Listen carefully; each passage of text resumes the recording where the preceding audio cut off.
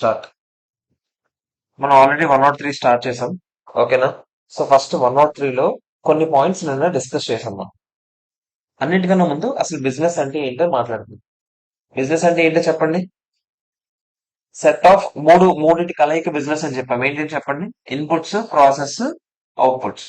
మీకు గుర్తుంటే నేను దాని మీద రకరకాల ఎగ్జాంపుల్స్ చేసాం. అంటే మనం ఎక్వైర్ చేసేటప్పుడు అవుట్పుట్ కంపెనీ తాలూకా అవుట్పుట్ జనరేటింగ్ క్యాపబిలిటీ వచ్చేస్తే చాలురా, అవుట్పుట్ అవసరం లేదు నిజంగా, ఇలాంటి రకరకాల పాయింట్స్ మాట్లాడాము. అంతేనా కదా చెప్పండి. ఒకవేళ బిజినెస్ డెఫినేషన్ మీట్ అయింది అనుకోండి, అది బిజినెస్ అక్విజిషన్ కింద రాస్తాం, 103లో అకౌంటింగ్ చేస్తాం. అంతేనా కదా. కానీ అది అసెట్ అక్విజిషన్ అయింది అనుకోండి, రెస్పెక్టివ్ స్టాండర్డ్స్ ఫాలో అయ్యాం. నిన్న ఫస్ట్ క్వశ్చన్ మనకి ఎగ్జాంపుల్ ఆ ల్యాండ్ పేటెంట్ ఏదో తెచ్చుకున్నాం కదా అని.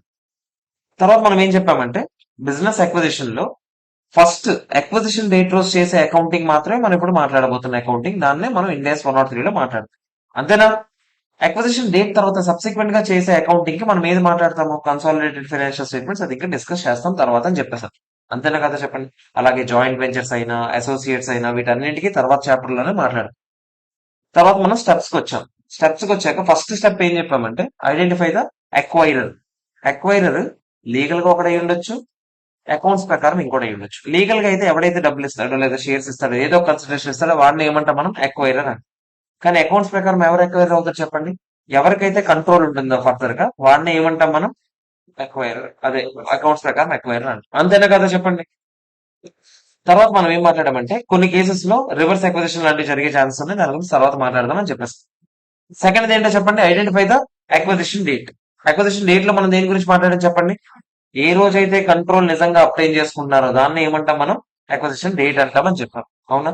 రెగ్యులేటరీ అప్రూవల్స్ లాంటివి ఏమైనా కావాలనుకుంటే మనం ఏం చేస్తాం, నిజంగా అప్రూవల్ ఎప్పుడు వచ్చిందో ఆ రోజు అక్విజిషన్ డేట్ అవుతుంది. అంతేనా కదా చెప్పండి.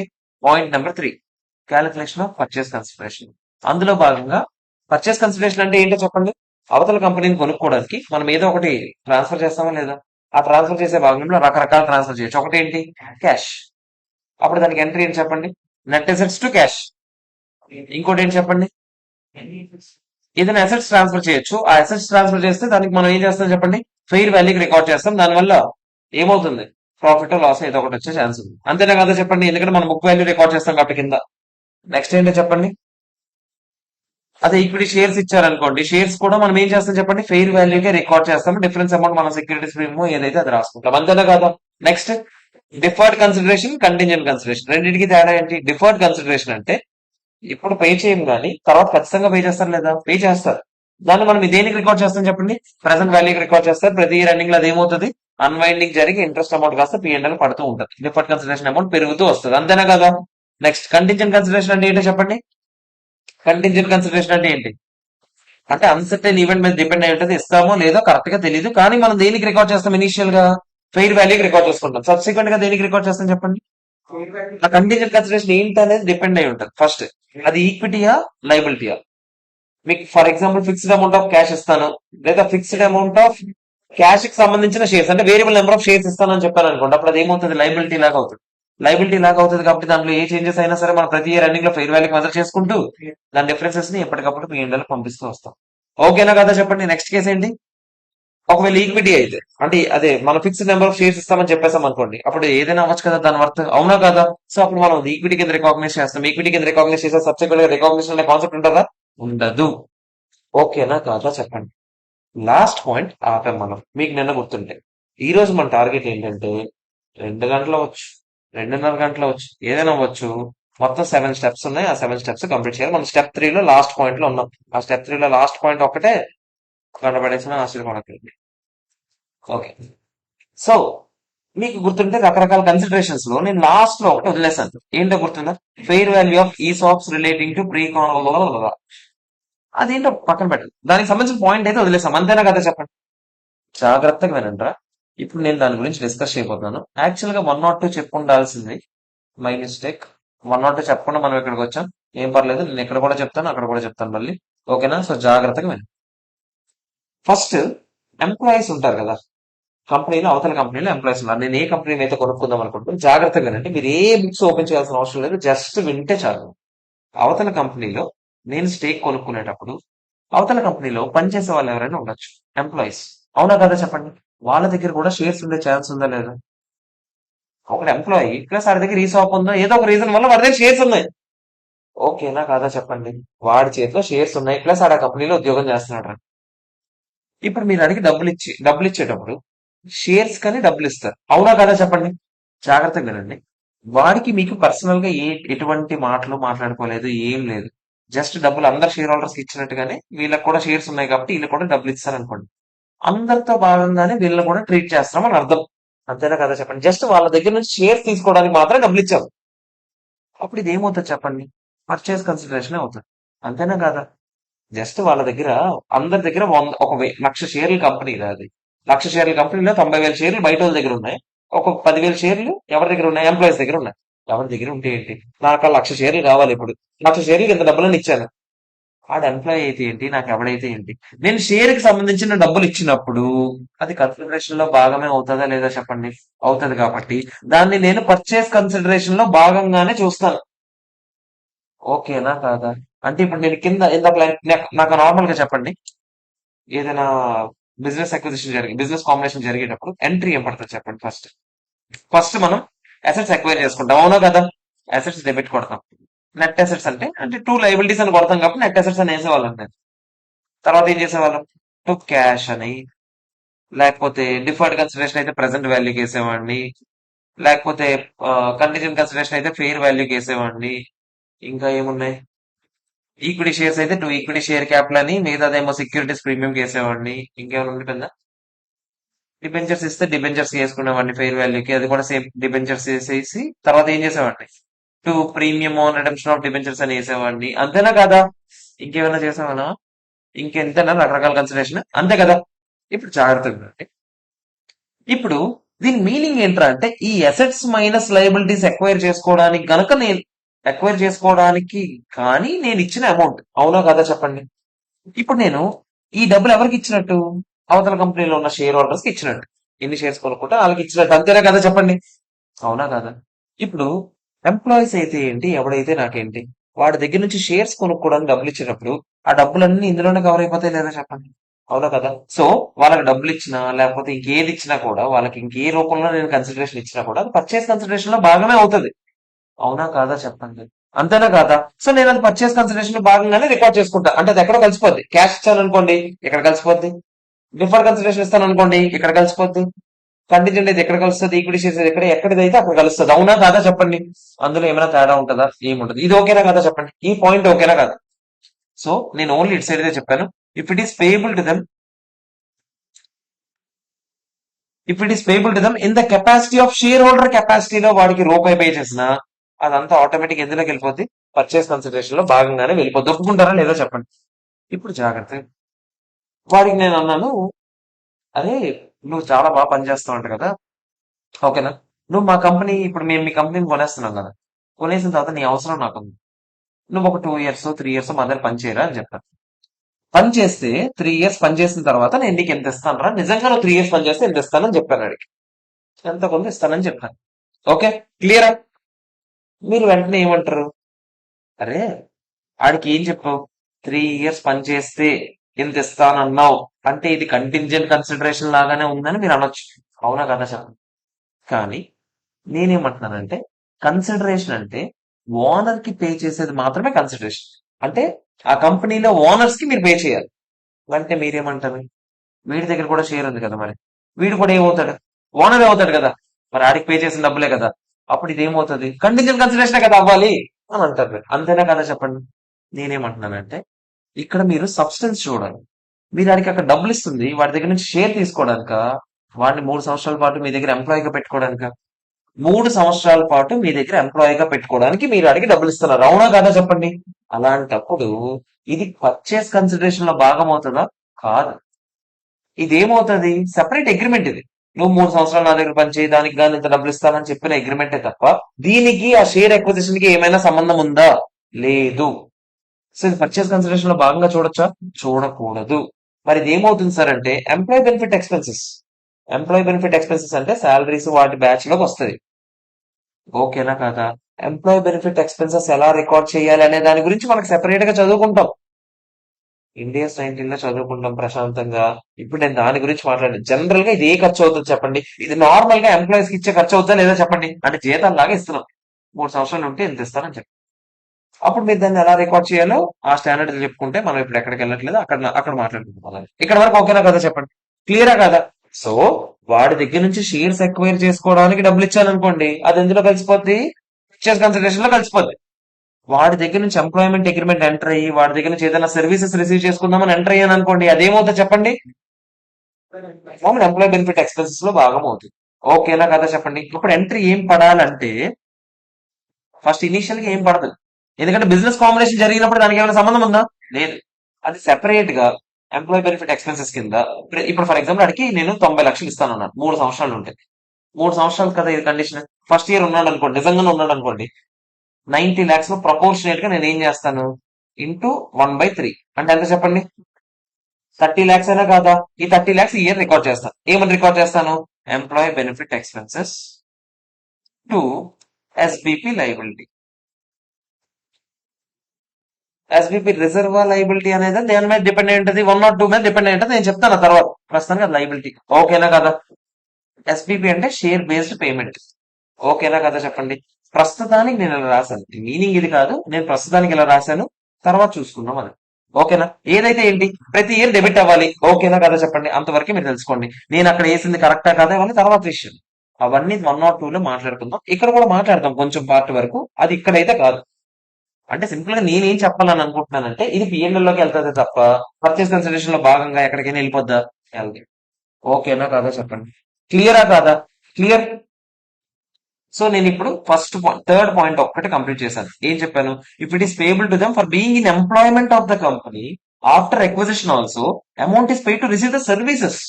అందుకని it is not considered as part of PC. It is recognised over the period as employee benefit expenses లో భాగంగా పిఎండ్ఎల్ ప్రతి ఇయర్ పంపిస్తూ ఉంటాను. ఒప్పుకుంటారా లేదా?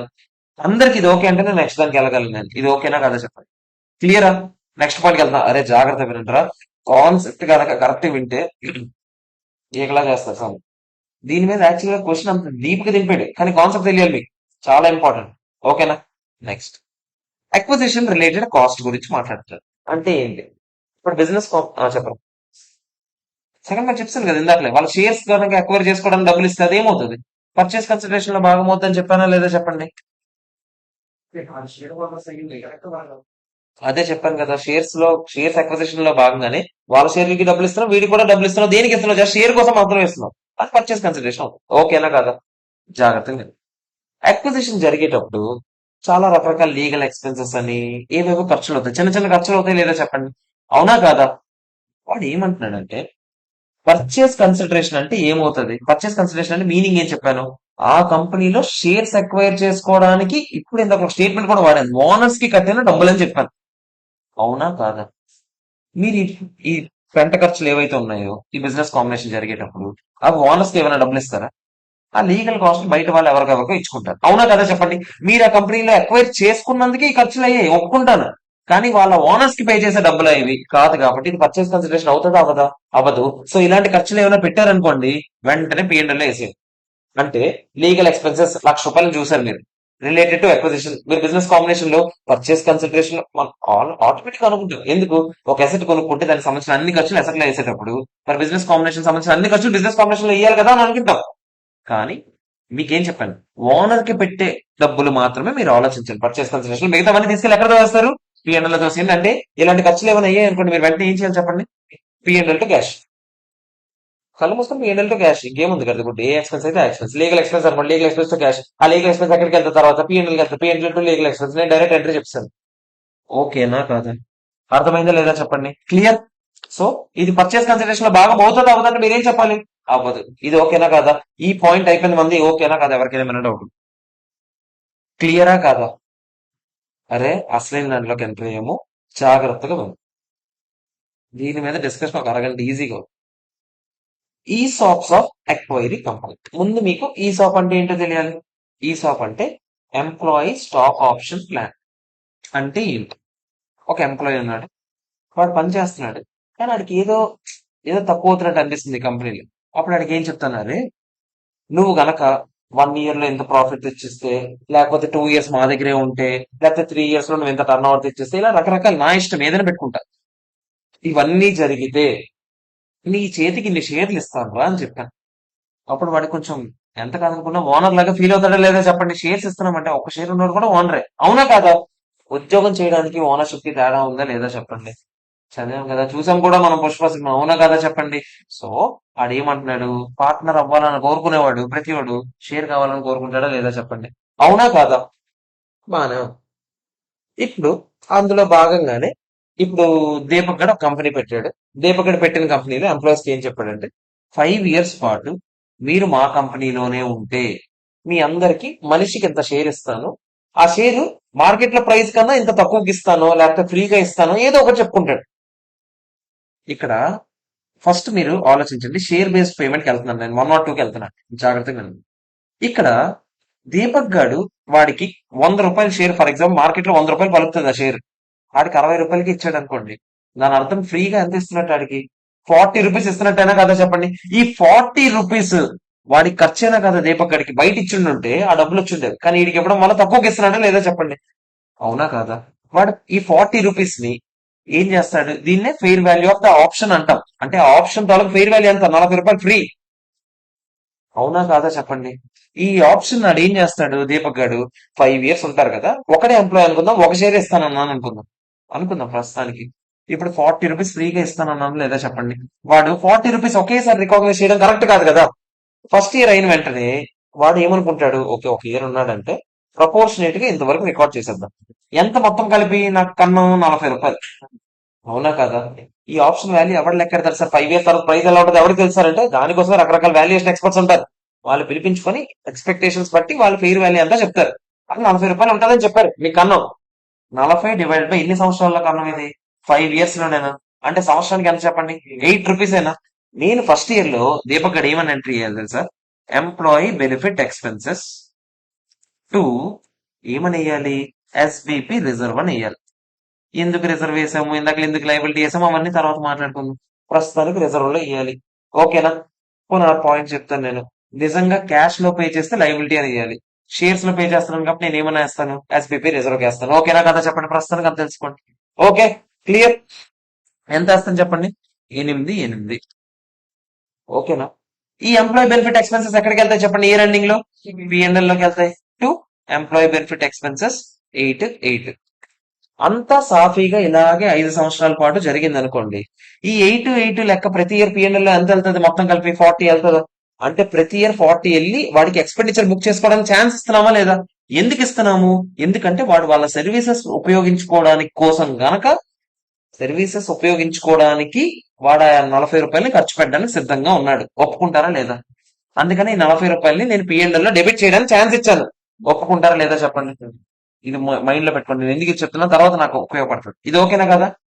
సెకండ్ ఇయర్ గడిచింది, సెకండ్ ఇయర్ లో కూడా సేమ్ అంత బానే ఉంది. ఇది మళ్ళీ ఏం చేస్తారు చెప్పండి, సెకండ్ ఇయర్ లో కూడా ఎంప్లాయీ బెనిఫిట్ ఎక్స్పెన్సెస్ 8, 8 అని వేస్తాడు, ఓకేనా కదా చెప్పండి. ఇప్పటికి ఎస్బిపి రిజర్వ్ లో దీపక్ గడ్ అకౌంట్ లో ఎంత ఉందో చెప్పాలి నాకు. 16 రూపీస్ ఉంది. ఇది లైబిలిటీ సైడ్ కనిపిస్తూ ఉంటుందా లేదా చెప్పండి. ఎంప్లాయీ బెనిఫిట్ ఎక్స్పెన్సెస్ కింద ఎంత కన్నం పెట్టాడు బ్యాలెన్స్ షీట్ లో, ఇప్పుడు అదే పిఎన్ఎల్ ఎంత కన్నం పెట్టాడు, ఇప్పటికే 16. దానివల్ల ప్రాఫిట్ ఏమవుతుంది, తగ్గుతుంది. అది తగ్గింది, ఇది పెరిగింది, బ్యాలెన్స్ షీట్ టాలీ అయిపోయిందా లేదా చెప్పండి. ఓకే, క్లియరా? సెకండ్ ఇయర్ అయిపోయిన వెంటనే నేను వెళ్ళాను దీపక్ గారి దగ్గరికి. నువ్వు పీకేదేం లేదులే గాని నీ కంపెనీ నా కంపెనీనా అని చెప్పాను. ఆడు కూడా కరెక్టే, నేను పీకేదేం లేదు, నేను అమ్మేస్తాను అని అన్నాడు, ఓకేనా? ఇప్పుడు అమ్మేసేటప్పుడు నేనేమన్నా ఎడ్డున్నా, నేను అన్ని ఆలోచించుకున్నా కదా కొంటాను. నేను అన్ని ఆలోచించేటప్పుడు ఇది ఒకటి ఉంది అనే ఆబ్లిగేషన్ నేను ఆలోచిస్తానా లేదా, అవునా కాదా చెప్పండి. ఆలోచించేటప్పుడు నేను దీపక్ గారికి పిలిచి చెప్పాను, ఇంకో 3 ఇయర్స్ కదా ఉంది, ఇంకెన్ని ఇయర్స్ ఉంది, 3 ఇయర్స్ ఉందా, 2 ఇయర్స్ అయిపోయింది, ఇంకో 3 ఇయర్స్ ఉందా, ఇంకో 3 ఇయర్స్ లో వాళ్ళందరూ బ్యాచ్ అందరూ వచ్చి నా మీద పడిపోతారు, షేర్లో అని, అవునా కాదా చెప్పండి. అప్పుడు నేను అన్నాను దీపక్ గారికి, అప్పుడు వాళ్ళందరూ వచ్చి నా మీద పడినప్పుడు నాకు సంబంధం లేదురా, నీ షేర్స్ ఇవ్వని చెప్పే ఛాన్స్ ఒకటి ఉంది. అంటే నీ షేర్ వాళ్ళందరూ వచ్చి నన్ను అడగకూడదురా, నీదే కదా కంపెనీ, అది నీ కంపెనీ నేను కొనేసుకోవడం అంటే మొత్తం కొనుక్కోను, ఒక 70%, 80% అంతా కొంత కొనుక్కుంటా, 100% కొన్నా నీ కంపెనీ పూర్తిగా ఉండకుండా పోదు కదా, నీ కంపెనీ ఉంటుంది కదా. ఇప్పుడు నేను నీ కంపెనీని ఎక్వైర్ చేసుకోవడంలో రెండు విధాలుగా ఎక్వైర్ చేసుకోవచ్చు. ఏం చెప్పాను? కంపెనీ పూర్తిగా ఎక్వైర్ చేసుకున్న తర్వాత అది మూసేయొచ్చు.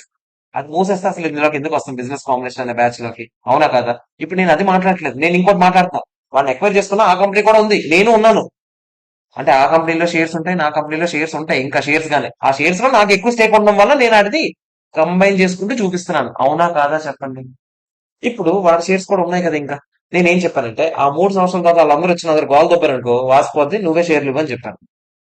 ఇదొక ఆప్షన్. వద్దురా బాబు, ఆడే షేర్లు ఇస్తానంటే నాకు ఒక భయం ఉంటది. ఏంటో చెప్పండి? వాడు షేర్లు ఇచ్చాడు అనుకోండి, నా కంట్రోల్ పర్సెంటేజ్ తగ్గిపోతా లేదా? ఒప్పుకుంటారా లేదా? ఎందుకు? ఎందుకంటే ఇప్పుడు వరకు ఫర్ ఎగ్జాంపుల్ 100 షేర్లు ఉన్నాయి, నా దగ్గర 60 ఉన్నాయి, అవతల వాళ్ళ దగ్గర 40 ఉన్నాయి. ఇప్పుడు ఎక్స్ట్రా ఒక 50 వచ్చాయి అనుకుందాం. 50 వస్తే ఆడి షేర్లు ఇచ్చాడు అనుకో, నా 60 అయిపోతాయి, ఆడి విన్ అయిపోతాయి మొత్తం కలిపి. 90 అయిపోతాయి లేదా చెప్పండి? అప్పుడు నా స్టేక్ పోతుంది కదా. ఈ భయం ఉంటుందా లేదా? నేను అన్నాను వద్దురా బాబు, నీ షేర్లు ఏమో మాకు, నా షేర్లు ఇస్తాను అన్నాను. ఓకే, క్లియరా కాదా చెప్పండి? ఓకే, ఇక్కడ వరకు బాగానే ఉంది. ఇక్కడ వరకు మీకు అర్థమైందా లేదా? నేను రెండు కేసుల్లోకి వెళ్ళాను ఇప్పుడే. ఏ కేసులోకి వెళ్ళాను చెప్పండి? రీప్లేస్మెంట్ అవార్డ్స్ అంటే నా షేర్లు రీప్లేస్ చేస్తానని చెప్పాను, అది ఈ బ్యాచ్. నాన్ రీప్లేస్మెంట్ అవార్డ్స్ అంటే నాకు సంబంధం లేదు, నీకే ఇచ్చుకోరా అని చెప్పాను, ఇది ఇంకో బ్యాచ్. ఒప్పుకుంటారా లేదా ఇక్కడ వరకు? అందరికీ ఇక్కడ వరకు ఓకేనా కాదా? నేను ఫస్ట్ రీప్లేస్మెంట్ అవార్డ్స్ గురించి చెప్తాను, తర్వాత నాన్ రీప్లేస్మెంట్ అవార్డ్స్ ఎన్సీఏ చెప్పాక చెప్తాను. అంటే నేను ఇప్పుడు ఓన్లీ మాట్లాడుతుంది లెఫ్ట్ సైడ్ బ్యాచ్ గురించి. ఇది అంతా లేదనుకోండి ప్రస్తుతానికి, నేను రీప్లేస్మెంట్ అవార్డ్స్ గురించే మాట్లాడు. ఓకే, రీప్లేస్మెంట్ అవార్డ్స్ అంటే if the acquirer company replaces the SBP awards అంటే ఏంటి? Share based payment awards of acquiree company. Replace చేస్తున్నాం, వాళ్ళ షేర్లు తీసి మా షేర్లు ఇస్తామని చెప్పాం. It means acquirer company will issue its own equity shares on the maturity of ESOP. ఓకేనా కాదా చెప్పండి? అప్పుడు మీరు ఏం చెయ్యాలి? ఏం చెయ్యాలి ఏంటి? ఇదంతా నాకెందుకు చెప్తున్నాడు అని అనుకోకండి. ఇప్పటికి ఫ్యూచర్ లో ఫర్ ఎగ్జాంపుల్ నేను సేమ్ ఏం చెప్పానంటే, మా కంపెనీ ఆల్రెడీ వాళ్ళ కంపెనీలో 2 ఇయర్స్ ఉన్నారు కదా, మా కంపెనీలో ఇంకా ఎక్స్ట్రాగా 3 ఇయర్స్ ఉంటాయి. మొత్తం కలిపి ఎన్నో ఇయర్స్ అవుతుంది? 5 ఇయర్సే. అంటే నేను కూడా ఏం చెప్పాను? పాత వాడిలాగే వెస్టింగ్ పీరియడ్ చెప్పాను. సార్ అలాగే చెప్పాలని రూల్ ఉందా? మీ కంపెనీలో 2 ఇయర్స్ ఉంటే చాలు, 4 ఇయర్స్ ఉంటే చాలు, ఇలాంటి రకరకాలు మార్చొచ్చు కదా. ఆ మార్చే తర్వాత చూద్దాం, ఫస్ట్ ప్రశాంతంగా చేద్దాం మనసు. ఓకేనా? వాళ్ళకి ఏం చెప్పాను? అలాగే సేమ్ కండిషన్స్ అని చెప్పాను. అంటే మీరు జాయిన్ అయినప్పటి నుంచి కనుక మా కంపెనీతో కలిపి మీరు మొత్తం ఉన్నది కనుక 5 ఇయర్స్ అయితే మీకు నేను ఏమి ఇస్తాను? నా షేర్స్ ఇస్తానని చెప్పారు. ఎంప్లాయీస్ అందరూ వచ్చారు బిజినెస్ కాంబినేషన్ జరిగాక. ఓకేనా కదా? వాళ్ళందరికి మాట ఇచ్చాను నేను. క్లియర్? ఇప్పుడు ఫ్యూచర్ లో షేర్స్ ఇచ్చేది ఎవడు? రీప్లేస్మెంట్ అవార్డ్స్ కదా. ఎవడు షేర్స్ ఇస్తాడు? నేనా దీపక్ గడా? నేను. ఒక్కెవడికి? నాకే కదా షేర్స్ ఇచ్చేది ఎవడు? నేనేనా కాదా చెప్పండి? కన్నం పడేది ఎవడికి? నాకేనా కాదా? అప్పుడు మీరేమంటారు? కన్నం పడేది మీకు. ఇప్పుడు fair value of the option for example 40 రూపాయలు అనుకుందాం, మనకు కూడా 40 రూపాయలు అనుకుందాం. అంటే ఆ వర్త్ ఏదైతే ఉందో, ఇప్పుడు 40 రూపీస్ ఎవడు ఫ్రీగా ఇస్తున్నాడు? నేనే కదా ఇస్తున్నాను. మరి అలాంటప్పుడు లెక్క ప్రకారం 40 రూపీస్ నాకే కదా ఎక్స్పెండిచర్ బుక్ అవ్వాలి. అవునా కాదా చెప్పండి?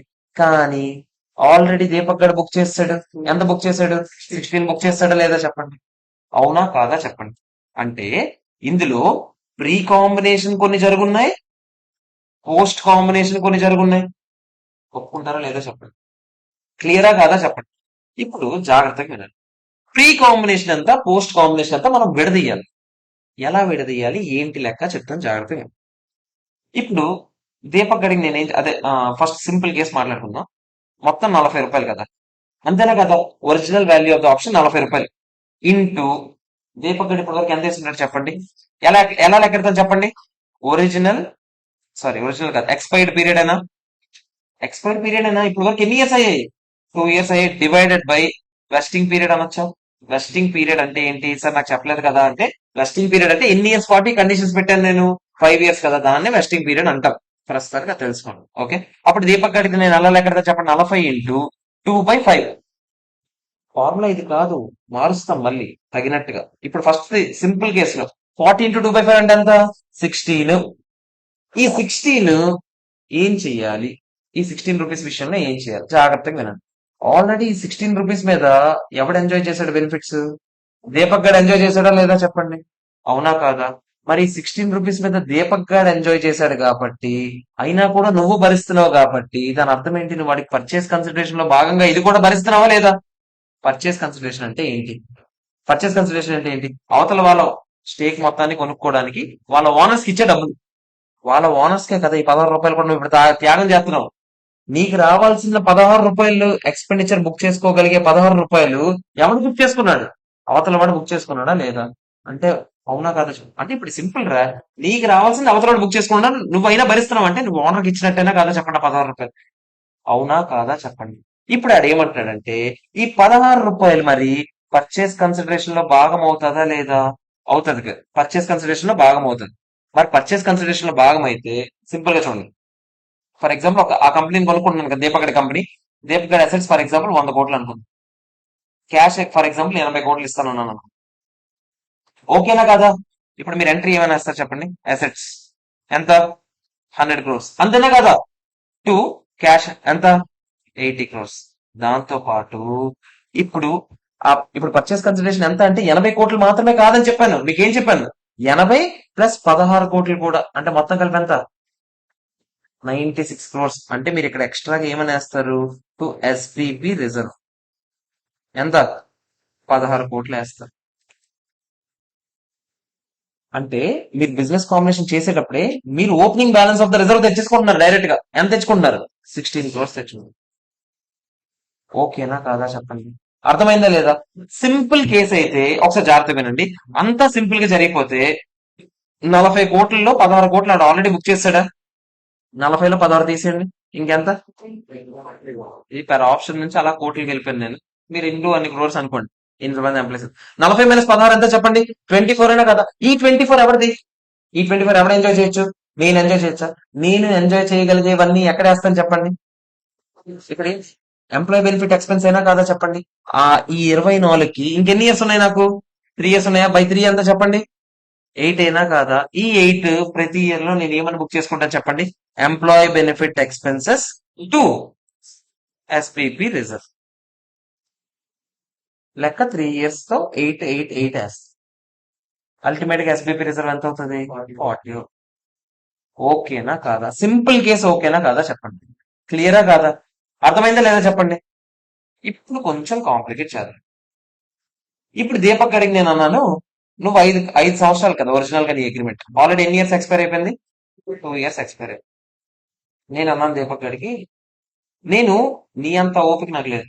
ఒరిజినల్ అంటే నేను ఎంప్లాయీస్ చెప్పాను, స్టార్టింగ్ నుంచి ఇప్పటి వరకు మీరు మొత్తం కలిపి 4 ఇయర్స్ ఉంటే చాలని చెప్పాను. అంటే ఇంకా ఎక్స్ట్రా ఎన్ని ఇయర్స్ ఉంటే చాలని చెప్పాను? 2 ఇయర్స్ ఉంటే చాలని చెప్పాను. ఆగండి. ఇప్పుడు మన ఫార్ములా ప్రకారం ఇందాకలా 40 ఇంటూ ఏం చేస్తారు చెప్పండి? ఎక్స్పైరీ పీరియడ్ అంటే ఎంత? 2 డివైడెడ్ బై వెస్టింగ్ పీరియడ్ అంటే 5 వేయాలా 4 వేయాలని డౌట్ వస్తుంది కదా. ఆడు ఏమంటున్నాడంటే హయ్యర్ ఆఫ్ 2. ఎందుకు? లాజిక్ చెప్తాను నేను చూడండి. హయ్యర్ ఆఫ్ 2 ఎందుకు వేయమన్నాను? ఇప్పుడు హయ్యర్ ఆఫ్ 2 వేస్తే ఎంత వేస్తారు చెప్పండి? 5 వేస్తారు. అప్పుడు నేను ఇక్కడ ఎంత వేస్తాను చెప్పండి? 16 వేస్తాను. ఫ్యూచర్ లో నాకు ఇంకెంత మిగులుతుంది చెప్పండి? 24 మిగులుతుంది. అది ఎన్ని ఇయర్స్ పాటు? 2 ఇయర్స్ పాటు. అంటే 12 లెక్క నేను వేసుకుంటాను. అంతేనా కదా చెప్పండి. క్లియర్. ఇలా కాకుండా నేను గనక ఒకవేళ ఇక్కడ 4 వేసి ఉంటే ఏమవుద్దో చూద్దామా? ఇప్పుడు 5 వేసాను కాబట్టి సరిపోయింది. 5 వేస్తే ఇలాగ అన్నారు కదా. ఇప్పుడు 4 వేసి ఉంటే ఏమయ్యేది చూద్దాం. 40 ఇంటూ 2/4 ఎంత? 20. నాకెంత చెప్పండి తర్వాత? మిగతా 20. కానీ అవతల వాడు 20 ఎంజాయ్ చేశాడా? ఇక్కడ ఫ్రీ కాంబినేషన్ ఎంత వచ్చింది మీకు? 20 వచ్చింది. అవతల వాడు నిజంగా ఎంత ఎంజాయ్ చేశాడు? 16 కదా ఎంజాయ్ చేశాడు. మరి అలాంటప్పుడు ఇక్కడ తప్పు జరుగుతుందా లేదా చెప్పండి. సో 4 వేయకూడదు, 5 వేయాలి. ఈ ముక్కలు ఒప్పుకుంటారా లేదా చెప్పండి. సార్ 5, 4 తీసుకున్నారు కాబట్టి ఓకే, 5, 6 తీసుకున్నా అనొచ్చు. నెక్స్ట్ చూద్దాం. ఇది ఓకేనా కదా? ఇప్పుడు ఇంకో కేసుకి వెళ్దామా? నేనేమన్నాను? సరే అలా కాదురా, నేనేమన్నాను? 6 ఇయర్స్ అని చెప్పాను. ఇప్పుడు మీరు నేనేమేయాలని చెప్పాను? ఏం వేయాలని చెప్పాను? 40 ఇంటూ 2/6 అయినా హయ్యర్ ఆఫ్ 2 అంటే నేను అదే కదా ఏమన్నాను. 40 ఇంటూ 2/6 ఎంత చెప్పండి? 13 పాయింట్ ఎంతో చిల్లర వస్తుంది. అంతేనా కదా చెప్పండి. మిగతాది ఎంత వస్తుంది చెప్పండి? నాకు ఎంత వస్తుంది? 40లో 13 పాయింట్ ఎంత తీసేయండి? ఎంత? ఎంత? 26.67 ని నేను ఎన్ని ఇయర్స్ పాటు వేస్తాను చెప్పండి? ఇంకా 4 ఇయర్స్ ఉన్నాయా లేదా? నేను ఇప్పుడు దీన్ని ఏం చేస్తాను? డివైడ్ బై 4 ఇయర్స్ చేసుకుంటాను. అంతేనా కాదా చెప్పండి. అంతేనా కాదా? ఒకవేళ ఇలా కాకుండా ఉంటే ఏమై ఉండేదో చూద్దామా? ఏమై ఉంటుందో చెప్పండి. మీరు ఇక్కడేమో అంత వేయాలని చెప్పారు. 40 ఇంటూ 2/5 వేసారు అనుకోండి. ఒకవేళ ఏమవుతుందో చూద్దాం. 40 ఇంటూ 2/5 అంటే ఎంత? 16 వేస్తారు. అంతేనా కాదా చెప్పండి. 16 మీరు వేసారు అనుకోండి, అవతల వాడు ఎంత వేయాలి? 24 వేయాలి. అంతేనా? 24 ఎన్ని ఇయర్స్ పాటు వేయాలి? 3 ఇయర్స్ పాటు వేయాలి. మరి నువ్వు 5 వేసావు కదా, 5 తీసుకుంటే అవతల 3 ఇయర్స్ పాటు వేయాలి కదా. కానీ అవతల నిజంగా ఎన్ని రోజులు ఎంజాయ్ చేస్తున్నాడు? 4 ఇయర్స్ ఎంజాయ్ చేస్తున్నాడా లేదో చెప్పండి. అవునా కదా? అంటే అవతల ఖచ్చితంగా ఇదే వేయాలి. అవతల ఇదే వేయాలంటే మనం సచ్చినట్టు ఏది వేసి ఉండాలి? 6 వేసి ఉండాలి. అప్పుడు మీకు డౌట్ రాదు, సార్ ఎస్బీపీ రిజర్వ్ మన నేను 16 క్రియేట్ చేసి ఉన్నారు కదా అవతలోడు, కానీ ఇప్పుడు దీని వల్ల ఎంతకు మనము రికార్డ్ చేస్తామని చెప్పాము? 13 పాయింట్ ఎంత, అందుకే రికార్డ్ చేయండి. అందుకే రికార్డ్ చేయండి. ఇప్పుడు ఏముంది? అవతల వాడిది ఎక్వైర్ చేసుకునేటప్పుడు ఎస్బీపీ రిజర్వ్ ఇనీషియల్ గా మీరు రికార్డ్ చేసేటప్పుడు అందుకే రికార్డ్ చేయమని చెప్తున్నాను నేను. ఓకేనా కాదా? సో అల్టిమేట్ గా మొత్తం కలిపి సోదంతా వేసాక మనం ఏం తెలుసుకున్నామంటే, ముందు మనకి replacement awards non replacement awards చూడాలి. నేను దేని గురించి మాట్లాడాను? First replacement awards. Replacement awards ని మళ్ళీ మనం దేని కింద డివైడ్ చేయాలి? ప్రీ కాంబినేషన్ ఒకటి, పోస్ట్ కాంబినేషన్ ఒకటి. ప్రీ కాంబినేషన్ మొత్తం తీసుకెళ్ళి ఎందులో దోస్తాను? పర్చేస్ కన్సిడరేషన్ లో భాగంగా దోస్తాను, అందుకని 2 ఎస్బీపీ రిజర్వ్ అని వేస్తాను. పోస్ట్ కాంబినేషన్ మొత్తం తీసుకెళ్ళి ఎందులో దోస్తాను?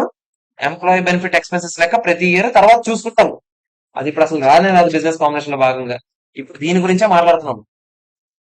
ఎందుకంటే ఇది ప్రతి ఇయర్ తర్వాత నుంచి చేసేదంతా ఏమవుతుంది? కన్సాలిడేటెడ్ ఫైనాన్షియల్ స్టేట్మెంట్స్ లో నేర్చుకుంటాం మనం. బిజినెస్ కాంబినేషన్ అంటే ఏంటి? అక్విజిషన్ డేట్ రోజు జరిగే ఎంట్రీస్ గురించి మాట్లాడుతాను. అంటే నేను దేని గురించి మాట్లాడుతాను? Left writer? లెఫ్ట్ గురించి మాట్లాడుతున్నాను. ఓకేనా? ప్రీ కాంబినేషన్ వాటి కోసం మాట్లాడుతాను. మీరు ఏం చేయాలని చెప్పాను? First fair value of the option. దీన్ని దేంతో మల్టిప్లై చేయాలని చెప్పాను? ఎక్స్పైర్డ్ వెస్టింగ్ పీరియడ్ ఎంత అయితే, ఎక్స్పైర్డ్ పీరియడ్ ఎంత ఉందో అంత డివైడ్ బై ఏం చేయాలని చెప్పాను? Higher of 2 vesting periods. క్లియరా కాదా చెప్పాలి నాకు.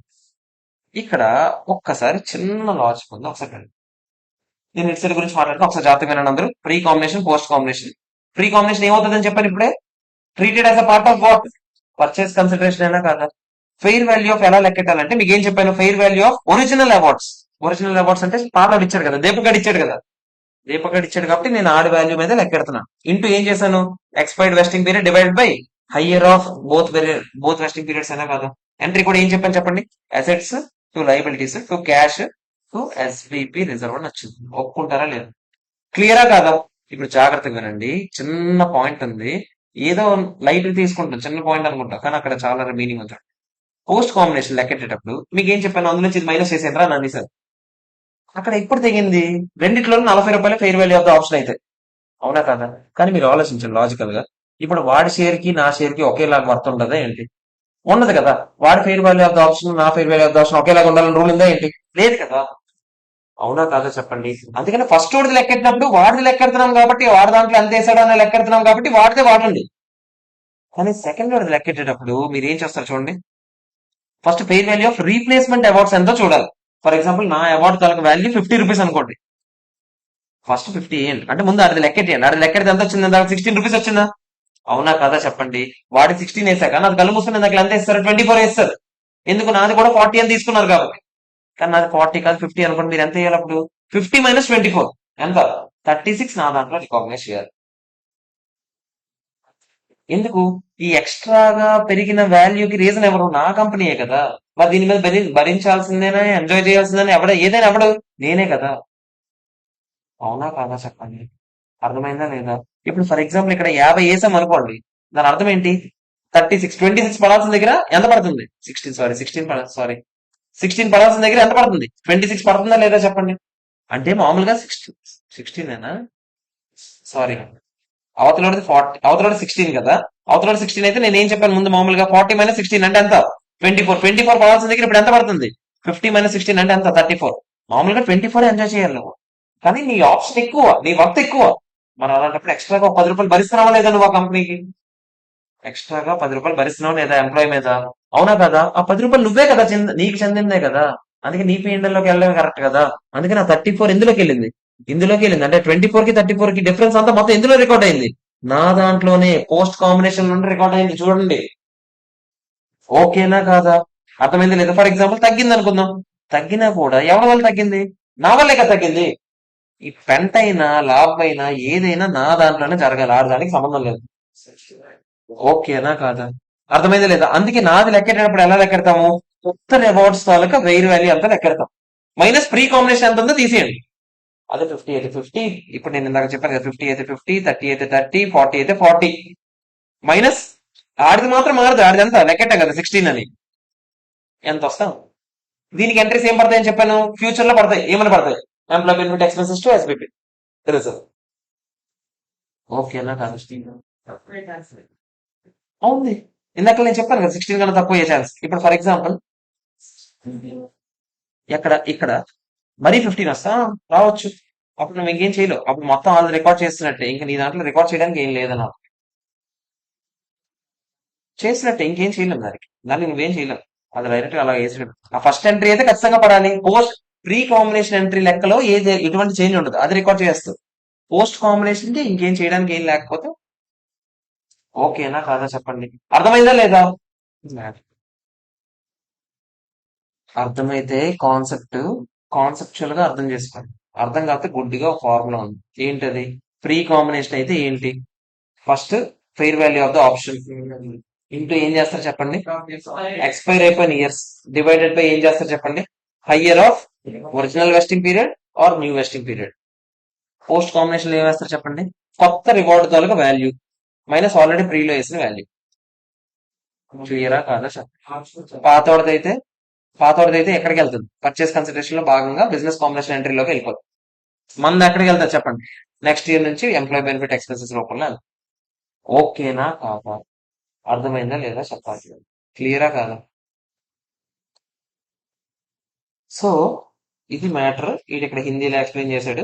ఇప్పుడు దీనికి ఆన్సర్ చెప్పండి నాకు ఒకసారి. మీకు ఇప్పుడు అర్థమైందా లేదా చూద్దాం. ఏ కంపెనీ బి కంపెనీని కొనుక్కుందంట.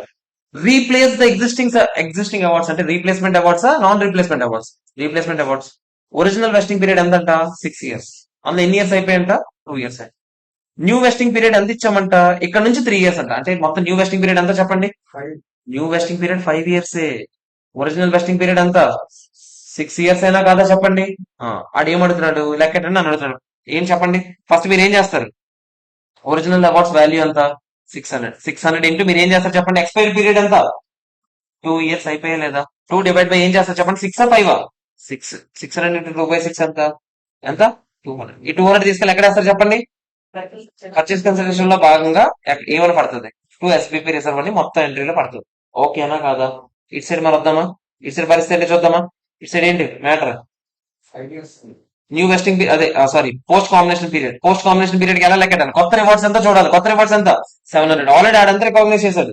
200 మొత్తం కలిపి ఎంత ఉంది ఇంకా 500. ఈ 500 ఎన్ని ఇయర్స్ పాటు రికాగ్నైజ్ చేసుకుంటారు, 3 years. అంటే సంవత్సరానికి ఎంత, అంత కొంచెం వస్తుంది, 166.67 ఎంతైతే.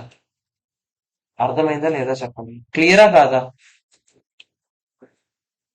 Okay clear. నెక్స్ట్ ఇప్పుడు ఇటు సైడ్ పాయింట్ నేను చెప్పలేదు, మీకు గుర్తుందా? ఇటు సైడ్ పాయింట్ నేను చెప్పలేదు. ఎందుకు చెప్పలేదు అంటే నేను నాన్ కంట్రోలింగ్ ఇంట్రెస్ట్ అంటే ఏంటో చెప్పలేదు కదా, అది అక్కడ మాట్లాడతాం. మళ్ళీ అది అయ్యాక ఇక్కడికి వస్తాం. ఓకేనా? నెక్స్ట్ పాయింట్ రికార్డ్ అవుతుంది కదా. హలో. ఓకే, జాగ్రత్త చూడండి. ఇది చూడండి, ఇది కూడా బాగుంటుంది. ఇది అర్థమైందా ఇందాక అర్థమైందా లేదా చెప్పండి. If there is any pre existing relationship between acquirer and acquiree, business combination కన్నా ముందే మీ ఇద్దరి మధ్యలో ఏదో నడుస్తుందండి. ఓకేనా, అదేంటో తెలియదు. దెన్ పర్చేస్ కన్సిడరేషన్ అప్పుడు ఎలా చేయాలి అనే డౌట్ వస్తుంది రాదా చెప్పండి. అంటే ఎందుకంటే అసలు ప్రీ ఎగ్జిస్టింగ్ రిలేషన్షిప్ ఏంటంటే వాళ్ళిద్దరి మధ్యలో ఏదో కాంట్రాక్చువల్ లయబిలిటీస్ ఏదో ఒకటి ఉంది. అదేంటో నేను 2 కేసులు చెప్తాను. అది non contractual relationship contractual relationship చూడాలి. సార్ అంటే ఏంటి సార్, జాగ్రత్త చూడండి. నాన్ కాంట్రాక్చువల్ రిలేషన్షిప్ అంటే దీపక్ గాడు నేను ఫస్ట్ మీకు ఏం చెప్పండి, నేను దీపక్ గారిని కొనుక్కుంటానని చెప్పానా లేదా చెప్పండి. దీపక్ గారిని కొనడానికి వెళ్తున్నాను కదా. ఈ మధ్యలో ఏం జరిగిందంటే దీపక్ గారు స్టార్టింగ్ లో నేనేదో వాడి తాలూకా పేటెంట్ వాడి పర్మిషన్ లేకుండా వాడానని చెప్పి దీపక్ గారు నా మీద కేసు వేసేటప్పుడు కాంట్రాక్ట్ ఎంట్రీ కేసు వేస్తాడా, కాంట్రాక్ట్ ఏమైనా ఎంట్రీ కేసు వేస్తాడా, లేదు కదా. ఇది కాంట్రాక్చువల్ గా ఏదైనా రిలేషన్షిప్ ఏర్పడిందా మా ఇద్దరి మధ్యలో, ఏది నేను మాకు ఇంటెన్షన్ లేకపోయినా కూడా ఒక రిలేషన్షిప్ ఏర్పడిందా లేదా చెప్పండి. ఇప్పుడు నా కేసు నడుస్తుంది ఒకటి కోర్టులో, రేపు పొద్దున్న అది నేను గెలచ్చు ఓడిపోవచ్చు, ఏదైనా జరగచ్చు లేదా చెప్పండి. ఒప్పుకుంటారా లేదా? ఇప్పుడు దీపకుడికి అన్నాను నేను, సోది నా కొడక నా మీద కేసేస్తావా, ఏదో రోజు నీ కంపెనీ కొనేస్తాను అని చెప్పాను. తిప్పి కొడితే కట్ చేస్తే ఆఫర్ 5 years. దీపకుడి దగ్గరికి వెళ్ళాను, డబ్బులు బాగున్నాయి నా దగ్గర. అప్పటికాడు బికారి స్టేజ్. నేను వెళ్ళి ఏం చేశాను, దీపకుడి దగ్గరికి వెళ్ళి నీ కంపెనీని కొనేద్దామని అనుకుంటున్నాను అన్నాను. వాడు కూడా సర్లేరా కొనేరా అన్నాడు. దీపకుడికి సరే అడిగాను, ఎంత చెప్పు, ఎంత ఎంత కావాలి, అని అడిగితే దీపక్ అన్నాడు నాకు ఒక 100 కోట్లు ఇచ్చిరా అన్నాడు. ఎక్స్ట్రా చేస్తున్నావా, ఆ మాత్రం నేను చదువుకున్నాను, నీ కంపెనీ వర్త్ ఇప్పుడు 90 కోట్లే అని చెప్తాను. దీపక్ అన్నాడు నీకు బుర్ర దబ్బునట్టుందిరా, అల్లప్పుడు ఇప్పుడు నీ మీద ఒక కేసు వేసాను గుర్తుందా, ఆ కేసు ఇప్పుడు గనక నువ్వు నన్ను కొనుక్కోకపోతే ఏమవుతుందో చెప్పు. నువ్వు కొనుక్కోకపోతే ఏదో ఒక రోజు నేను గెలిచే ఛాన్స్ ఉందేమో. అవునా కాదా చెప్పండి. గెలిస్తే నువ్వు ఎలాగో నాకు ఎంత ఇవ్వాలి? 10 కోట్లే అనుకుందాం. 10 కోట్లకి డెఫమేషన్ కేసు అనుకుందాం. 10 కోట్లు ఇవ్వాలా లేదా? ఇవ్వాలా లేదా చెప్పండి. ఇప్పుడు నువ్వు నన్ను కొనేస్తావు ఇకపైన. నువ్వు కొనేసిన తర్వాత నీ కేసు విత్డ్రా చేసుకోవాలి, జడ్జి నీ మీద నీ కేసు నడుపుకోవడానికి. నువ్వు నన్ను కొనేసిన తర్వాత ఆటోమేటిక్ గా కేసు క్లోజ్ చేస్తా లేదా చెప్పండి. మరి అలాంటప్పుడు నాకు ఆ 10 కోట్లు కావాలి కదరా అన్నాడు. సర్లే అయితే నువ్వు చెప్పింది కూడా కరెక్టే. 90 కోట్లు నీదే, ఆ 10 కోట్లు దేనికి? ఆ ప్రీ ఎగ్జిస్టింగ్ రిలేషన్షిప్ కోసం ఇస్తున్నానా లేదా చెప్పండి. అవునా కాదా చెప్పండి. అర్థమైందా లేదా? ఇప్పుడు దానికాడు ఏమంటున్నాడంటే, ఇప్పుడు 100 కోట్లు నేను అడిగి ఇచ్చాను నిజంగా చేతికి, కానీ ఆ 100 కోట్లలో 10 కోట్లు దేనికో మీకు తెలిసింది కదా, దేనికి? ప్రీ ఎగ్జిస్టింగ్ లయబిలిటీకి. ఇది contractual non contractual? Non contractual. ఇప్పుడే చెప్పాను కదా, ఇలా కాంట్రాక్ట్ ఎంటర్ అయ్యి మా ఇద్దరి మధ్య కేసు వేసాడా లేదు కదా. అవునా కాదా చెప్పండి. అప్పుడు ఈ 10 కోట్లు అసలు బిజినెస్ కాంబినేషన్ తో సంబంధం ఉందా? ఈ 10 కోట్లకి ఏమైనా బిజినెస్, నేను ఆ కంపెనీలో షేర్స్ కొనడానికి ఈ 10 కోట్లకి ఏమైనా లింక్ ఉందా? దానికి వాల్యూ 90 కోట్లు అని ఇద్దరం మాట్లాడుకున్నామా లేదా? ఈ 10 కోట్లు దేనికి ఇస్తున్నాను? ఏదో కేసు ఉంది దానికి ఇస్తున్నాను. అవునా కాదా? మరి అప్పుడు ఈ 10 కోట్లు పర్చేస్ కన్సిడరేషన్ లో కలపాలని చెప్పుకుంటాడా, కలపద్దని చెప్పుకుంటాడా? కలపకూడదు. ఈ 10 కోట్లు మరి నేను డబ్బులు ఇచ్చినప్పుడు ఎంట్రీ ఏమని వేస్తాను? Separate P&L to bank. Acquisition cost కి మనం ఎలా ఎంట్రీ చేసాము, అక్విజిషన్ ఎక్స్పెన్సెస్ కి ఎంట్రీస్ ఏమని వేసాం? P&L టు కాస్ట్ అయినా, ఇది కూడా P&L to bank. P&L to cash అయినా, ఇప్పుడు కూడా P&L టు బ్యాంక్. అర్థమైందా లేదా చెప్పండి. ఒకవేళ నేను అప్పుడెప్పుడు దీపక్ గాడు, అదే ఈ దీపక్ గారు నా మీద ఎప్పుడైతే కేసేసాడో నాకు అప్పుడే భయం వేసింది. ప్రొవిజన్ ఒకటి పెట్టుకున్నా, ఒక 6 కోట్లు ప్రొవిజన్ పెట్టాను. ఓడిపోతానేమో అని అనిపించి అప్పుడే 6 కోట్లు ప్రొవిజన్ పెట్టాను రా. ఇప్పుడు 6 కోట్లలో ఇప్పుడు ఎంత కట్టాల్సి వచ్చింది? నిజంగా 10 కోట్లు కట్టాల్సి వచ్చింది. ప్రొవిజన్ ఏ బ్యాలెన్స్ చూపిస్తుంటది? క్రెడిట్ బ్యాలెన్స్ చూపిస్తుందా? ఇకపైన ప్రొవిజన్ అవసరమా? డబ్బులు కట్టినా కదా, ఇప్పుడు ప్రొవిజన్ ఏం చేస్తాను చెప్పండి. డెబిట్ చేస్తాను. ఎంతకి? 6 కోట్లకి. కానీ క్యాష్ ఎంత ఇచ్చాను? 10 కోట్లు ఇచ్చాను. మిగతా 4 కోట్లకి ఏం చేస్తాను చెప్పండి. ఏంటో. ఒకవేళ 6కి 5 కట్టాల్సి వచ్చింది అనుకో, అప్పుడు ఇక్కడ 5 పడుతుంది, P&L క్రెడిట్ అవుతుంది మళ్ళీ వల్ల 1 crore. ఓకేనా కాదా సార్? P&L బ్యాలెన్స్ ఫిగర్ రా, సింపుల్ గా చెప్పాలంటే. ఓకేనా కాదా? అర్థమైందా లేదా చెప్పండి. ఈ ఎగ్జాంపుల్ చూడండి. ఏ limited acquires B limited by paying purchase consideration of 500 lakhs. ఏ వెళ్ళి బీని కొనేసాడంట. బి ఆల్రెడీ వీడి మీద ఎప్పుడో కేసు వేసి ఉన్నాడంట, బిజినెస్ కాంబినేషన్ కన్నా ముందు. దానికి ఆల్రెడీ నేను ప్రొవిజన్ పెట్టానంట. ఎంత పెట్టానంట? 10 lakhs పెట్టానంట. ఈ రోజున 25 లక్షలు అడుగుతున్నాడు అంట దానికి.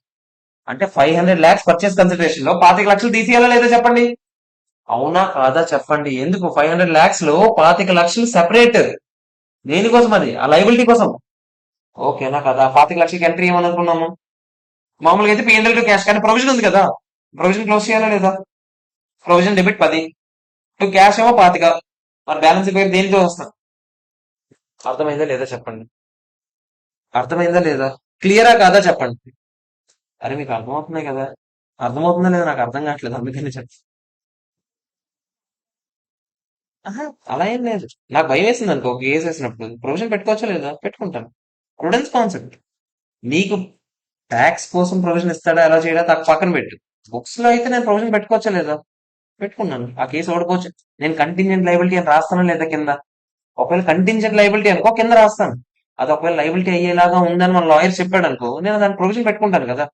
ఇది మీరు ఇండియా 37 లో నేర్చుకుంటారు, ప్రొవిజన్స్ అండ్ కంటింజెంట్ లైబిలిటీస్ లో. చెప్తా. కంటింజెంట్ లైబిలిటీ అయితే ఏం చేయాలో చెప్తా, దాని గురించి కూడా డిస్కషన్. ఇది మీకు అర్థమైందా లేదా చెప్పండి నాకు. ఓకేనా కదా చెప్పండి. క్లియర్? ఓకే. ఇప్పుడు ఇంకో కేసు చూద్దామా. ఇది కాంట్రాక్ట్ లేకుండా కూడా మా ఇద్దరి మధ్యలో ఏదో సంబంధం ఏర్పడింది, అవునా? ఇంకో కేసు. దీపక్ గారికి నేను అన్నాను, అరే దీపక్, ఆ ఇక్కడ ఇన్స్టిట్యూట్ పెట్టాను కదా నేను, నువ్వు వాళ్ళు అక్కడ మీ ఊర్లో పెట్టుకోవాలి ఇన్స్టిట్యూట్ అని చెప్పి ఫ్రాంచైజ్ రైట్స్ ఇచ్చారు. అనుకున్నా, అనుకోవడానికి ఏముంది కదా. ఫ్రాంచైజ్ రైట్స్ డిమాండ్ ఎక్కువ ఉంది, నాకు 1 కోటి రూపాయలు ఇచ్చాడు ఫ్రాంచైజ్ రైట్స్ కి. 10 సంవత్సరాల పాటు నువ్వు ఈ ఇన్స్టిట్యూట్ నడుపుకోవచ్చు ఇక్కడ నా పేరు మీద అని చెప్పాను నేను అడిగి. అక్కడ దానికి 1 కోటి రూపాయలు ఇచ్చాడు నాకు. ఓకేనా కదా? ఒక 5 years అయింది, లేకపోతే 3 years అయింది అనుకున్నా. 3 years అయితే ఆల్రెడీ 1 కోటి రూపాయల్లో ఎంత అయిపోయినట్టు ప్రపోర్షనేట్ గా? 30 lakhs అయిపోయినట్టేనా? 3 years అయితే 30 lakhs అయినా కదా చెప్పండి. స్టూడెంట్స్ నా దగ్గర రావడం మానేసి ఆడేదో మరి ఆడి దాంట్లో ఏమో ఏదో మాయ ఉంది. స్టూడెంట్స్ అందరూ అమ్మాయిలందరూ ఆడ దాంట్లో జాయిన్ అవుతున్నారు. నువ్వు నువ్వు ఇలా జరగకూడదు అని చెప్పి నేను వెళ్ళి ఏం చేస్తాను, "అరే దీపక్ వద్దురా నువ్వు నడపొద్దు, నాకు నా ఇన్స్టిట్యూట్ నాకు ఇచ్చి" అని చెప్పాను. దీపక్ అన్నట్టు "ఏ, నువ్వు అంత బొక్క నాకు కోపం మంది ఉన్నారు, సర్లే తీసుకో" అని చెప్పాడు. ఓకేనా? దీపక్ జడ్జుడా దీపక్ అన్నీ ఓకే. 10 సంవత్సరాలు అగ్రిమెంట్ రాశాను స్టార్టింగ్ లో, గుర్తుందా? అవునా కాదా? ఆ 10 సంవత్సరాల అగ్రిమెంట్ పరిస్థితి ఏంటి మరి అని అడుగుతాడా లేదా? నేను ఇప్పుడు ఏం చేశాను, సర్లేరా మరి ఎంత కొంత ఇవ్వాలి కదా, దానికి ఎంత కొంత పే చేశాను. ఓకేనా కాదా? ఇప్పుడు పరిస్థితి ఏంటి అనేది క్వశ్చన్. అర్థమైందా మీకు సిచ్యువేషన్? ఇప్పుడు చాలు. ఎందుకు ఇక్కడ దేని వల్ల వచ్చిన లైబిలిటీ? కాంట్రాక్ట్ ఉందా లేదా ముందు? ఉంది. అర్థమైందా? ఇప్పుడు జాగ్రత్తగా వినండి. ఆడు ఏమంటున్నాడంటే, ఒకవేళ కాంట్రాక్చువల్ అదే license franchise provide by acquire to acquire, ఇప్పుడు నేను చెప్పిన ఎగ్జాంపుల్. ఓకేనా? Settlement amount for this pre existing relationship ఎలా చూడాలో చూడండి. First, lower of fair value of such license. Fair value of such license అంటే ఇప్పుడు దీపక్ గారిని తీసి నేను ఇంకెవరికో ఇద్దాం అనుకుంటున్నాను. ఓకేనా? ఇప్పుడు రాజశేఖర్ గారికి ఇద్దాం అనుకుంటున్నాను. ఈడైతే అలా వీడు చెప్పిన దానికి అమ్మాయిలు రారులే అని చెప్పుకున్నాను అనుకున్నాను నేను. ఓకేనా? అలాగా fair value of such license. ఇప్పుడు ఈడికి ఇస్తే నా లైసెన్స్ వర్త్ ఎక్కువ ఉండొచ్చు, తక్కువ ఉండొచ్చు, ఏదైనా ఉండొచ్చు. ఈ రోజున ఈడికి ఈ లైసెన్స్ ఇస్తే దాని వర్త్ సమ్ 70 కోట్లు 70 కోట్లు, ఇందాక ఆడికి ఎంతకి ఇచ్చాను, ₹1 ఇచ్చాను కదా. దీని వర్త్ ఫర్ ఎగ్జాంపుల్ 2 crores అనుకుందాం. డెవలప్ అయింది ఇన్స్టిట్యూట్, 2 crores అనుకుందాం. 2 crores లో న్యాయంగా ఆలోచించండి. ఆల్రెడీ 2 crores ఏంటి, ఇక్కడ నుంచి 10 years పాటు ఇస్తే దాని తాలూకు వర్త్, అవునా? కానీ ఆల్రెడీ ఆడి దగ్గర నుంచి 3 years వర్త్ మీరు ఆల్రెడీ ఎక్వైర్ చేసుకున్నట్టేనా కదా చెప్పండి. 3 years కి 30 lakhs వర్త్ ఆల్రెడీ మీరు ఎక్వైర్ చేసుకున్నారా లేదా? అంటే ఫెయిర్ వాల్యూ 2 crores, కానీ యాక్చువల్ గా 30 lakhs అయిపోయింది, అవునా కాదా చెప్పండి. అంటే ఎంత చెప్పండి, ఫెయిర్ వాల్యూ మైనస్ ఈ క్యారింగ్ అమౌంట్ ఎంత? ఎంత? 1.7 crores అయినా కాదా చెప్పండి. ఈ 1.7 crores లెక్కెట్టి ఉంచాను.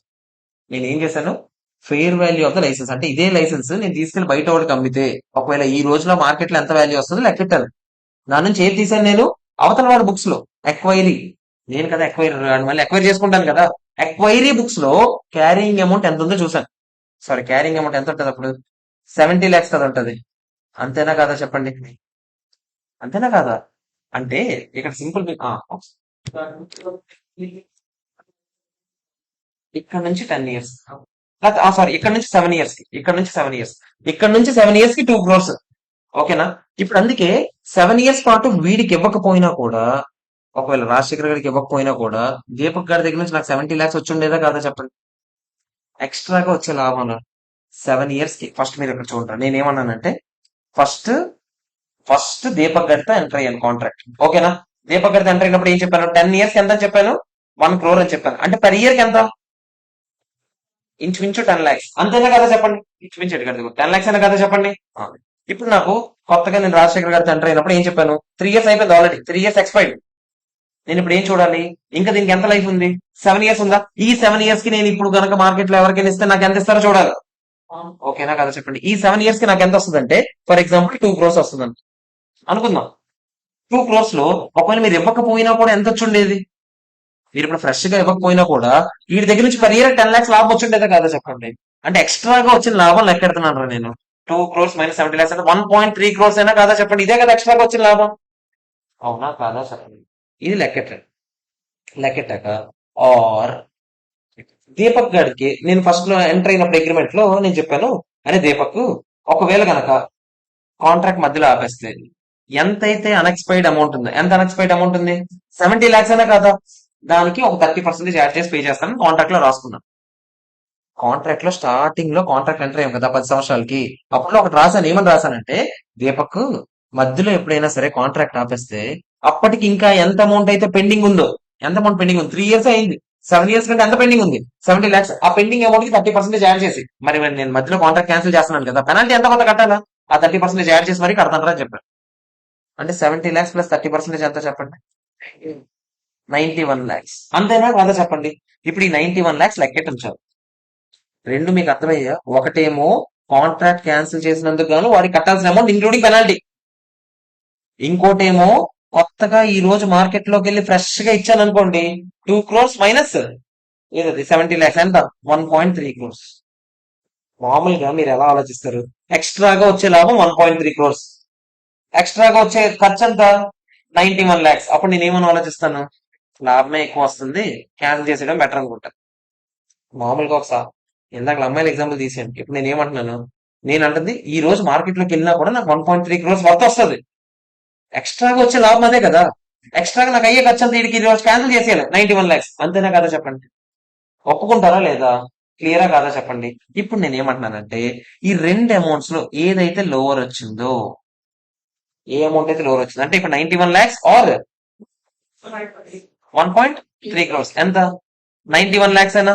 ఈ 91 lakhs ని మామూలుగా దీపక్ కంపెనీని కొనేస్తున్నాను కదా ఇప్పుడు. పర్చేస్ కన్సిడరేషన్ ఎంత కొంత ఇస్తున్నాను లెక్కెట్టాను కదా. ఆ పర్చేస్ కన్సిడరేషన్ నుంచి 91 lakhs తీసేది. 91 lakhs మైనస్ చేసేది. అంటే ఇప్పుడు ఫర్ ఎగ్జాంపుల్ దీపక్ కంపెనీని కొనడానికి నేను 100 కోట్లు కడుతున్నాను అనుకోండి. దీపక్ కంపెనీని కట్టడానికి 100 కోట్లు కడుతున్నాను. ఆ 100 కోట్లలో ఈ పాత లైబిలిటీ కోసం ఎంత తీసేయాలి? 91 lakhs తీసేయాలి. మిగతా 100 కోట్లు కాదు, 10 కోట్లు అనుకుందాం. 10 కోట్లలో 91 lakhs తీసేయండి. తీసేస్తే ఇంకెంత చెప్పండి?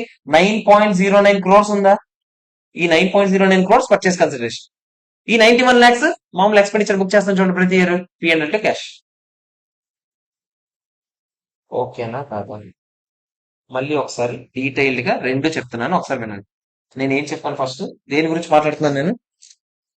దేని గురించి మాట్లాడుతున్నాను? ప్రీ ఎగ్జిస్టింగ్ లయబిలిటీస్ గురించి మాట్లాడుతున్నాను. రెండు ప్రీ ఎగ్జిస్టింగ్ లయబిలిటీసే, కాకపోతే ఒకటి కాంట్రాక్చువల్, ఇంకోటి ఏంటి? Non contractual. నేను ప్రీ ఎగ్జిస్టింగ్ లయబిలిటీస్ గురించి మాట్లాడుతున్నాను. ఆబ్వియస్లీ రెండిట్లో ఏదైనా సరే అమౌంట్ కనుక్కున్న తర్వాత పర్చేస్ కన్సిడరేషన్ నుంచి ఏం చేయాలి? మైనస్ చేసేయాలి ఎక్స్ అనే అమౌంట్. ఈ ఎక్స్ అనే అమౌంట్ ఎలా కనుక్కోవాలనేది ఇక్కడ ఇక్కడ రెండు కేసుల్లో నేర్చుకుంటున్నాం మనం. ఒకటేమో నాన్ కాంట్రాక్చువల్, ఇంకోటేమో కాంట్రాక్చువల్. నాన్ కాంట్రాక్చువల్ అయితే మీరు ఏం చేయాలి? డైరెక్ట్ గా ఎంత అమౌంట్ అయితే పే చేస్తున్నారో అంత అమౌంట్ మీరు ఏం చేస్తారు? దాని నుంచి మైనస్ చేస్తారు. ఎంత అమౌంట్ పే చేస్తారు? దాని ద్వారా ఫెయిర్ వాల్యూ. ఇప్పుడు ఆ కేసు వేసాడు అని చెప్పామా, 10 కోట్లు ఎంత కట్టాలని చెప్పామా, 10 కోట్లకి డైరెక్ట్ గా మీరు ఏం చేస్తారు? పర్చేస్ కన్సిడరేషన్ మైనస్ చేశారా లేదా? 100 కోట్లు ఇస్తే 100 నుంచి 10 తీసి 90 కోట్లకే కొన్నామని కంపెనీ రికార్డ్ చేసుకున్నారు లేదా? మిగతా 10 కోట్లకి ఏం చేస్తారు? ఎక్స్పెన్స్ బుక్ చేస్తారు.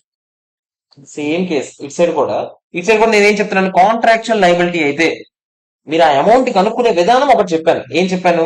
ఎంత పెనాల్టీ పే చేయాలి? క్లోజ్ చేసినది. పెనాల్టీ అంటే ఇందాక మీకు చెప్పానా లేదా చెప్పండి? వాడికి ఇంకా అన్ఎక్స్పైర్డ్ ఎంత ఉంది? 70 lakhs ఉందా? ప్లస్ 30% ఇస్తానని చెప్పానా లేదా చెప్పండి? మొత్తం కలిపి ఎంత అయింది? 91 lakhs. అవునా కాదా చెప్పండి రా? 91 lakhs ఆర్ ఈ రోజున దీని నుంచి వచ్చే ఎక్స్ట్రా ఖర్చురా. రెండు సింపుల్ గా చెప్పాలంటే ఎక్స్ట్రాగా వచ్చే లాభం ఎంత చెప్పండి? ఇప్పుడు ఈ రోజు వెళ్ళి మార్కెట్ లో అమ్మితే ఇది ఎంత వస్తుందని చెప్పండి? 2 కోట్లు వస్తుంది. ఆల్రెడీ ఈ నుంచి వచ్చినా కూడా ఎంత వస్తుంది? 70 lakhs వస్తుంది. అంటే ఎక్స్ట్రాగా వచ్చేది ఎంత లాభం? 1 ఈ రెండిట్లో ఏది లో?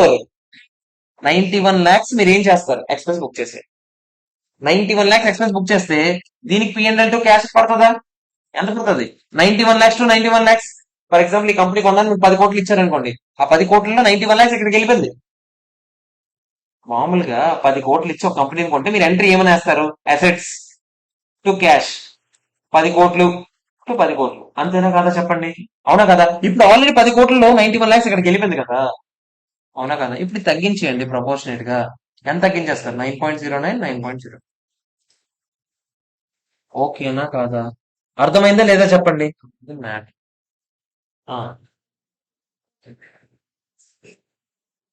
పెనాల్టీ కాదు, మొత్తం కలిపి ఖర్చు ఎంత అవుతుంది? ఎక్స్ట్రాగా అయ్యే ఖర్చు అంటే ఆడికి 70 lakhs ఇచ్చేయాలి కదా ఈ రోజు, మరి మూసేయాలంటే ఎక్స్ట్రాగా అయ్యే. సింపుల్. మీరు బాండ్స్ ప్రీమియం ఎస్ఎఫ్ఎం లో బాండ్స్ రీపేమెంట్ కాన్సెప్ట్ చేసామా? బాండ్స్ రీపేమెంట్ కాన్సెప్ట్ లో మనం ఏం చెప్పాము? ఈ రోజు ఈ బాండ్స్, పాత బాండ్స్ ఇచ్చేసి కొత్త బాండ్స్ ఇష్యూ చేయాలంటే మనం ఎలా లెక్కెట్టాము? ఆడికి ఎంత ఇచ్చేయాలి? ఈ రోజు ఎంత ఇచ్చేయాలి? ఇది వెళ్ళిపోవాలంటే దీపక్ నా దగ్గర నుంచి వెళ్ళిపోవాలంటే ఎంత ఇచ్చేయాలి చెప్పండి? 70 lakhs క్యాష్ ఇవ్వాలా? మరి ఎవరేంటి? 10 years కాంట్రాక్ట్. ఎందుకు ఎవరు? 10 years కాంట్రాక్ట్ 3 years లో క్లోజ్ చేస్తే అదే జడ్డు 10 years 1 crore కట్టాడు. మిగతా 7 years 70 lakhs ఆడాడు.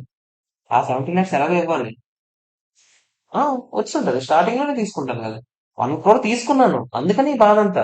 ఇయర్ కి 10 lakhs తీసుకుంటే ఎందుకు ఈ బాధ? అప్పుడు ఓన్లీ ఎక్స్ట్రా అమౌంట్ పే చేసుకుంటాం, అది కాదు ప్రాబ్లం. ఇప్పుడు నేను చెప్తుంది 1 crore తీసుకున్నాను, ఎప్పుడో తీసుకున్నాను నేను స్టార్టింగ్ లోనే. ఎవడైనా అలాగే తీసుకుంటాడు, ఫ్రాంచైజ్ ఇచ్చినప్పుడు స్టార్టింగ్ లోనే తీసుకుంటారు. ప్రతి ఇయర్ తీసుకునేది కాదు నేను మాట్లాడుతున్నాను. స్టార్టింగ్ లో 1 కోటి రూపాయలు తీసుకున్నాం, మరి ఆ 70 లక్షలు అడిగి ఇచ్చేలా. దాంతో పాటు పెనాల్టీ అడుగుతున్నాడు వాడు. ఎందుకు మధ్యలో ఆపేసినందుకు కానీ. అది నేను లెక్క. ఓకేనా కాదా చెప్పండి? 2 crores లో ఎందుకు 70 తీసామన్నా అంటే నాకు ఎక్స్ట్రాగా వచ్చే లాభం ఎంత లెక్కెడుతున్నాను. అంటే ఇప్పుడు నేను ఈ రోజు మార్కెట్ లోకి వెళ్తే దీనికి డిమాండ్ ఎంత ఉంది? 7 years demand 2 crores. Already existing demand ఎంత ఉంది నా దగ్గర? 70 lakhs ఉందా లేదా దాని వర్త్కి? అంటే ఎక్స్ట్రా లాభం ఎంత? 1.3 crores ఏనా? ఓకేనా కాదు? చెప్పరా? 9.09. 10 crores ఉందనుకుందాం. ఇక్కడ 10 వేస్తావు, క్యాష్ 9.09 వేస్తావు, డిఫరెన్స్ నే గుడ్ విల్ లో గెయిన్ ఆర్ బార్గెన్ పర్చేస్ అవుతుంది. అది ఇంకా మనం చేయలేదు అసలు ఇంకా. అందుకని ప్రతి దగ్గర నేను అసెట్స్ క్యాష్ ఒకటే అమౌంట్ వేసేస్తున్నాను. దాని మీనింగ్ అసెట్స్ క్యాష్ ఒకటే ఉంటదని కాదు. అసెట్స్ వాల్యూ మారితే ఏం చేయాలి నేను చెప్తాను తర్వాత. ఓకేనా కాదా చెప్పండి? క్లియరా కాదా? అందరికీ ఇది ఓకేనా? వాడినమ్మా. ఒకసారి ఎగ్జాంపుల్ చూద్దామా? A limited acquires B limited by paying purchase consideration ₹1,00,00,000 కట్టాడంట. లైసెన్స్ ఎప్పుడు 4 years ఎగో ఇచ్చాడంట. 10 years కానీ ఇచ్చాడంట లైసెన్స్. ఎంతంట? 2,50,000 ఇచ్చాడు లైసెన్స్. 2,50,000 10 years ఇచ్చాడంటే పర్ ఇయర్ కి ఎంత చెప్పగలరా మీరు? 25,000 అయినా కదా చెప్పండి. 4 years అయిపోయిందంటే ఆల్రెడీ ఎంత అయిపోయింది? 1 lakh అయిపోయింది. ఇంకెంత మిగిలింది? 150 మిగిలింది. ఓకే. లైసెన్స్ కావాలంటే టెర్మినేట్ చేయొచ్చు. ఎలా టెర్మినేట్ చేయొచ్చు? బై పేయింగ్ ఇనిషియల్ అమౌంట్, అదే amount equal to unexpired initial fees plus 20%. అంటే మన దాంట్లో ఎంత? 1,50,000 కట్టియాలి. దాంతో పాటు ఎంత కట్టాలి? ఎక్స్ట్రాగా 20% పెనాల్టీ కట్టాలి. మొత్తం కలిపి ఎంత కట్టాలి? 1,80,000 అయినా కాదా చెప్పండి? ఆర్ మీకు ఇంకోటి ఏం లెక్క పెట్టమన్నాను? కొత్తగా దీని ఫెయిర్ వాల్యూ ఎంత చూడకుండా. ఫెయిర్ వాల్యూ ఆఫ్ లైసెన్స్ ఎంత అంట? 4,50,000. 4,50,000 నుంచి ఏ తీసేయమని చెప్పాను చెప్పండి? అన్ఎక్స్పైర్డ్ అమౌంట్ ఎంత? 150 ఏనా? అదే కదా నేను మీకు చెప్పాను. 4,50,000 నుంచి ఆల్రెడీ ఎగ్జిస్టింగ్ దాని నుంచి నాకు ఎలాగ ఎంత వస్తుంది? 1,50,000 వస్తుంది. అది ఎక్స్ట్రాగా వచ్చిన లాభం ఎంత? 6 years కి నేను లెక్కెడుతున్నాను. 6 years కి లైసెన్స్ ఇస్తే ఈ రోజున ఎంత వస్తుంది? 4,50,000 వస్తుంది. ఆల్రెడీ 6 years దీని వర్త్ ఎంత? ఇయర్ కి 25,000 అని చెప్పారంటే 6 years దీని వర్త్ ఎంత? 1,50,000 అయినా కదా? 450లో 150 తీసేయండి, 3 lakhs. Which ever is lower అంటే ఎంత? 1,80,000. పర్చేస్ కన్సిడరేషన్ ఎంత ఈ కంపెనీని కొనడానికి? ₹1,00,00,000. ₹1,00,00,000 మీరు ఇప్పుడు ఏం చేయాలి? 1,80,000 తీసేయాలి. 98,20,000 పర్చేస్ కన్సిడరేషన్. మిగతా అమౌంట్ ఏంది? దేనికి వేస్తారు? చెప్పరా?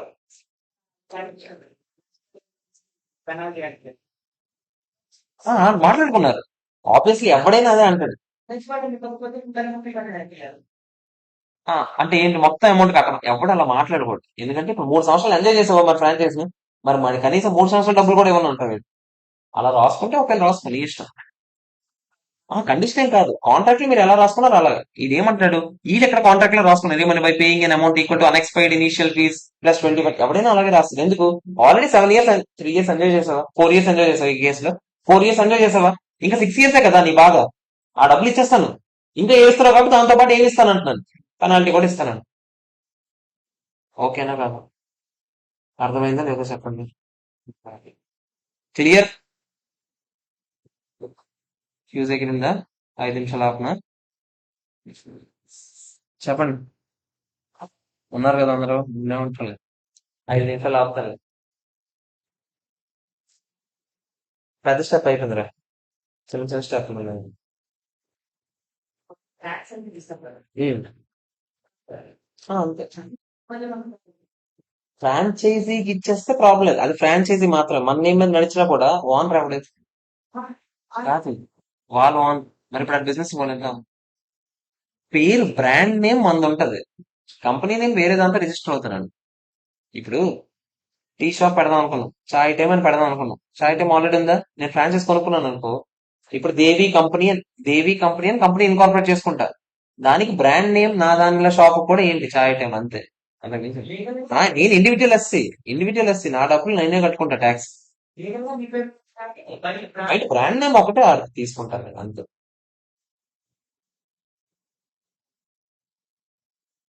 ఇప్పుడు ఫోన్ కి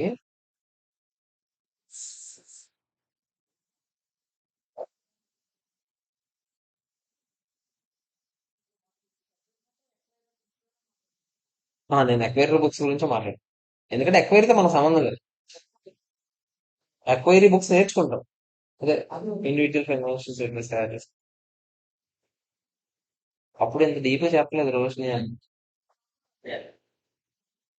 ఇదంతా ఒకటి రాదు, ఒక దాంట్లో రాదు. ఏదో ఇందులో ఇప్పుడు ఈ రీప్లేస్మెంట్ అవార్డ్స్ మాత్రం వస్తుంది ఖచ్చితంగా. క్వశ్చన్ లో కలిపేస్తారు ఈజీగా. ఏదా 3/, అది 2/, higher of which ever period అని రాసింది అది వచ్చేస్తుంది ఈజీగా. మిగతా క్వశ్చన్ అడగదు. Just concept. కానీ బిట్లు ఉన్నాయి కదా సార్. అందుకే మల్లికార్జున గారికి చెప్పమని చెప్పాను. ఇప్పుడు చెప్పు. సర్లే ఉంది మా ఆయన.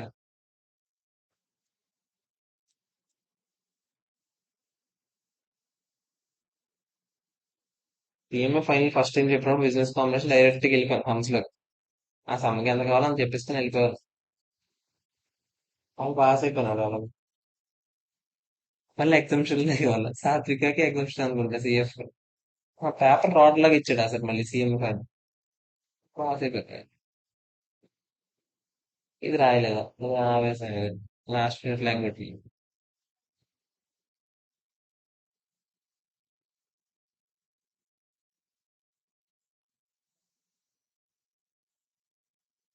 ఆఫర్ ఇచ్చాడు. చెప్పండి. చూద్దాం స్టెప్ 4. స్టెప్ 4 చూద్దాం చెప్పండి. స్టెప్ 4 మీరు గుర్తుపెట్టుకోండి, ఇవన్నీ కలిపి ఒకే క్వశ్చన్ ఏం వచ్చేవి.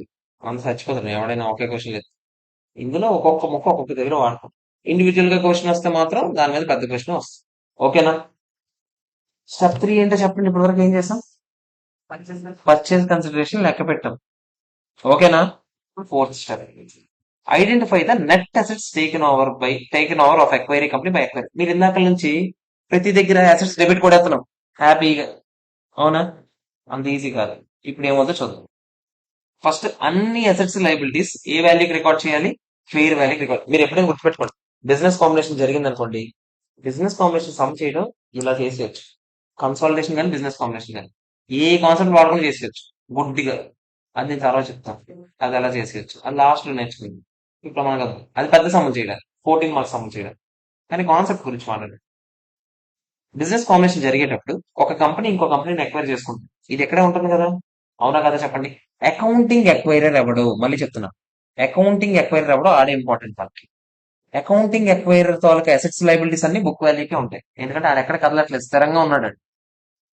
అకౌంటింగ్ ఎక్వైరర్ బిజినెస్ కాంబినేషన్ అంటే ఇటు రెండు బ్యాలెన్స్ షీట్లు కలుస్తాయి. ఇప్పుడు కలిసేటప్పుడు అకౌంటింగ్ ఎక్వైరర్ తాలూకా అసెట్స్ లైబిలిటీస్ అన్ని దేనికి రికార్డ్ చేయాలి? బుక్ వాల్యూకి రికార్డ్ చేయాలి. ఇంక్లూడింగ్ వాడి షేర్ క్యాపిటల్ రికార్డ్ చేస్తాం, వాడి రిజర్వ్స్ అండ్ సప్లైస్ అన్ని రికార్డ్ చేస్తాం. ఎక్వైరీ కంపెనీ అని చూసారా, దాని తాలూకా అసెట్స్ లైబిలిటీస్ మాత్రం రికార్డ్ చేస్తాం. షేర్ క్యాపిటల్ అవన్నీ పట్టించుకోము. ఎందుకంటే ఇకపై మనమే కదా దీనికి అన్ని. సో దాని share capital reserves and supplies అన్ని పట్టించుకోము. వాటిని కొన్నిటికి పంపించేస్తాం. ఎలా పంపిస్తాం నేను చెప్తాను. వీళ్ళ తాలూకా అసెట్స్ లైబిలిటీస్ అన్ని ఫెయిర్ వాల్యూకి రికార్డ్ చేయాలి. దేనికి రికార్డ్ చేయాలి? Fair value. మనవన్నీ బుక్ వాల్యూ. ఎవరినైతే లాగేశానో నేను వాడివన్నీ fair value. Okay, clear. Non current assets held for sale ఏమైనా ఎక్వైర్ చేసుకుంటున్నాను అనుకోండి. Non current assets held for sale అయితే ఇండెస్ 105 అప్లై అవుతా లేదా చెప్పండి. ఆల్రెడీ మనం చదువుకున్నాం ఇండెస్ 105 లో. ఇండెస్ 105 ఏం చెప్తుందంటే non current asset held for sale అంటే ఏం చెప్పండి. రెడీగా దాన్ని అమ్మేద్దామని ఉంచాం, దాన్ని వాడదామని ఉంచలేదు. దాని నుంచి డబ్బులు ఓన్లీ అమ్మితే గానీ రాదురా బాబు అన్నట్టుగా ఉంచాం. అలాంటి దీనికి మెజర్ చేయాలని చెప్పింది ఆ standard. Fair value less cost cell measure చేయాలని చెప్పింది. మీరు కూడా అలాంటి అసెట్స్ ఎక్వైర్ చేసుకుంటే మీరు కూడా దేనికి రికార్డ్ చేస్తారు? Fair value less cost sell. As long as it meets that conditions నువ్వేం చేయాలి? ఇప్పుడు fair value less cost sell కి చూపించాలి. అఫ్ కోర్స్ నువ్వు దాన్ని తీసుకున్న తర్వాత నువ్వు దాన్ని నార్మల్ గా వాడదాం అనుకున్నావు అనుకో, అప్పుడు మనం మాట్లాడుకున్నాం చూడండి, 105 నుంచి 16 ట్రాన్స్ఫర్ అయితే అప్పుడు ఎలా చేయాలి, చివరిసారిగా ఒకసారి ఇంట్లో అందరిని చూసుకొని వచ్చి అమ్మా అని చెప్పాము. అవన్నీ అక్కడ. నేను ప్రస్తుతం కన్సాలిడేషన్ గురించి మాట్లాడలేదు కదా. నేను బిజినెస్ కాంబినేషన్ అంటే దేని గురించి మాట్లాడతాను? On the date of acquisition గురించి మాట్లాడతాను. ఇనిషియల్ గా రికార్డ్ చేసేటప్పుడు అన్ని దేనికి రికార్డ్ చేయాలి? Fair value less cost sell కి రికార్డ్ చేయాలి. ఏవి? Non current assets held for sale అయ్యి. ఇంటాంజిబుల్ అసెట్స్ ఏమైనా ఉన్నాయి అనుకోండి, వాటి రాసినవన్నీ నేను ఎక్వైర్ చేసుకునేటప్పుడు నేను కూడా ఏం చేస్తాను? ఎలాగో రికార్డ్ చేస్తాను. అది పెద్ద విషయం కాదు. కానీ జాగ్రత్త చూడండి, ఒకవేళ వాడు రాయకపోయిన ఇంటాంజిబుల్ అసెట్స్ ఏమైనా ఉన్నాయి అనుకోండి. For example, in customer base ఉంది. కస్టమర్ బేస్ ఇంటాంజిబుల్ అసెట్ అవుతా లేదా అంటే మనం ఏం చెప్పాం ఇండియస్ 38 లో? మామూలుగా ఇంటాంజిబుల్ అసెట్ రా, కానీ రికాగ్నిషన్ క్రైటీరియా మీట్ అవ్వదురా. రికాగ్నిషన్ క్రైటీరియాలో దాన్ని మెజర్ చేయగలగాలి కదా. మెజర్ చేయలేమరా, అందుకని దీన్ని రికార్డ్ చేస్తాం. బుక్స్ లో రికార్డ్ చేయమని చెప్పాం. అవతల అయితే రికార్డ్ చేయడు. కానీ మీరు అన్ని ఎక్వైర్ చేసుకునేటప్పుడంట ఏదైనా ఇంటాంజిబుల్ అసెట్ డెఫినేషన్ మీట్ అయితే, రికాగ్నిషన్ క్రైటీరియా మీట్ అయినా మీట్ అవ్వకపోయినా దాన్ని మీరు రికార్డ్ చేసుకోవచ్చండి. ఓకేనా కదా. అంటే ఇప్పుడు ఫర్ ఎగ్జాంపుల్ వాడికి సమ్ ఇంటర్నల్ గా డెవలప్ చేసుకున్న పేటెంట్ ఏదో ఉంది, వాడు రికార్డ్ చేయలేదు. కానీ నేను దాన్ని ఎక్వైర్ చేసుకునేటప్పుడు నేను దాన్ని రికార్డ్ చేయాలా లేదా? చేసుకోవాలి. ఓకేనా కదా? దేనికి చేసుకుంటా చెప్పండి? అట్ ఫెయిర్ వాల్యూ, ఆ రోజు అనుకున్న ఫెయిర్ వాల్యూ. ఓకేనా కాదా? అర్థమైందా లేదా చెప్పండి? అంటే నాకు వచ్చే అసెట్స్ వాల్యూ పెరుగుతుంది అలాగలాగా. నువ్వు కొనేటప్పుడు ఆ కంపెనీలో అవన్నీ చూసే కదా కొన్నావు. మరి న్యాయంగా మాట్లాడితే అవన్నీ చూసే కదా నువ్వు కొన్నప్పుడు, అవన్నీ చూసే కదా కన్సిడరేషన్ ఇచ్చావు. మరి అవన్నిటికీ అలోకేట్ చేయాలా లేదా చెప్పండి? అందుకనే నువ్వు కూడా అవి కూడా రికార్డ్ చేసి. ఓకే, చెప్పరా.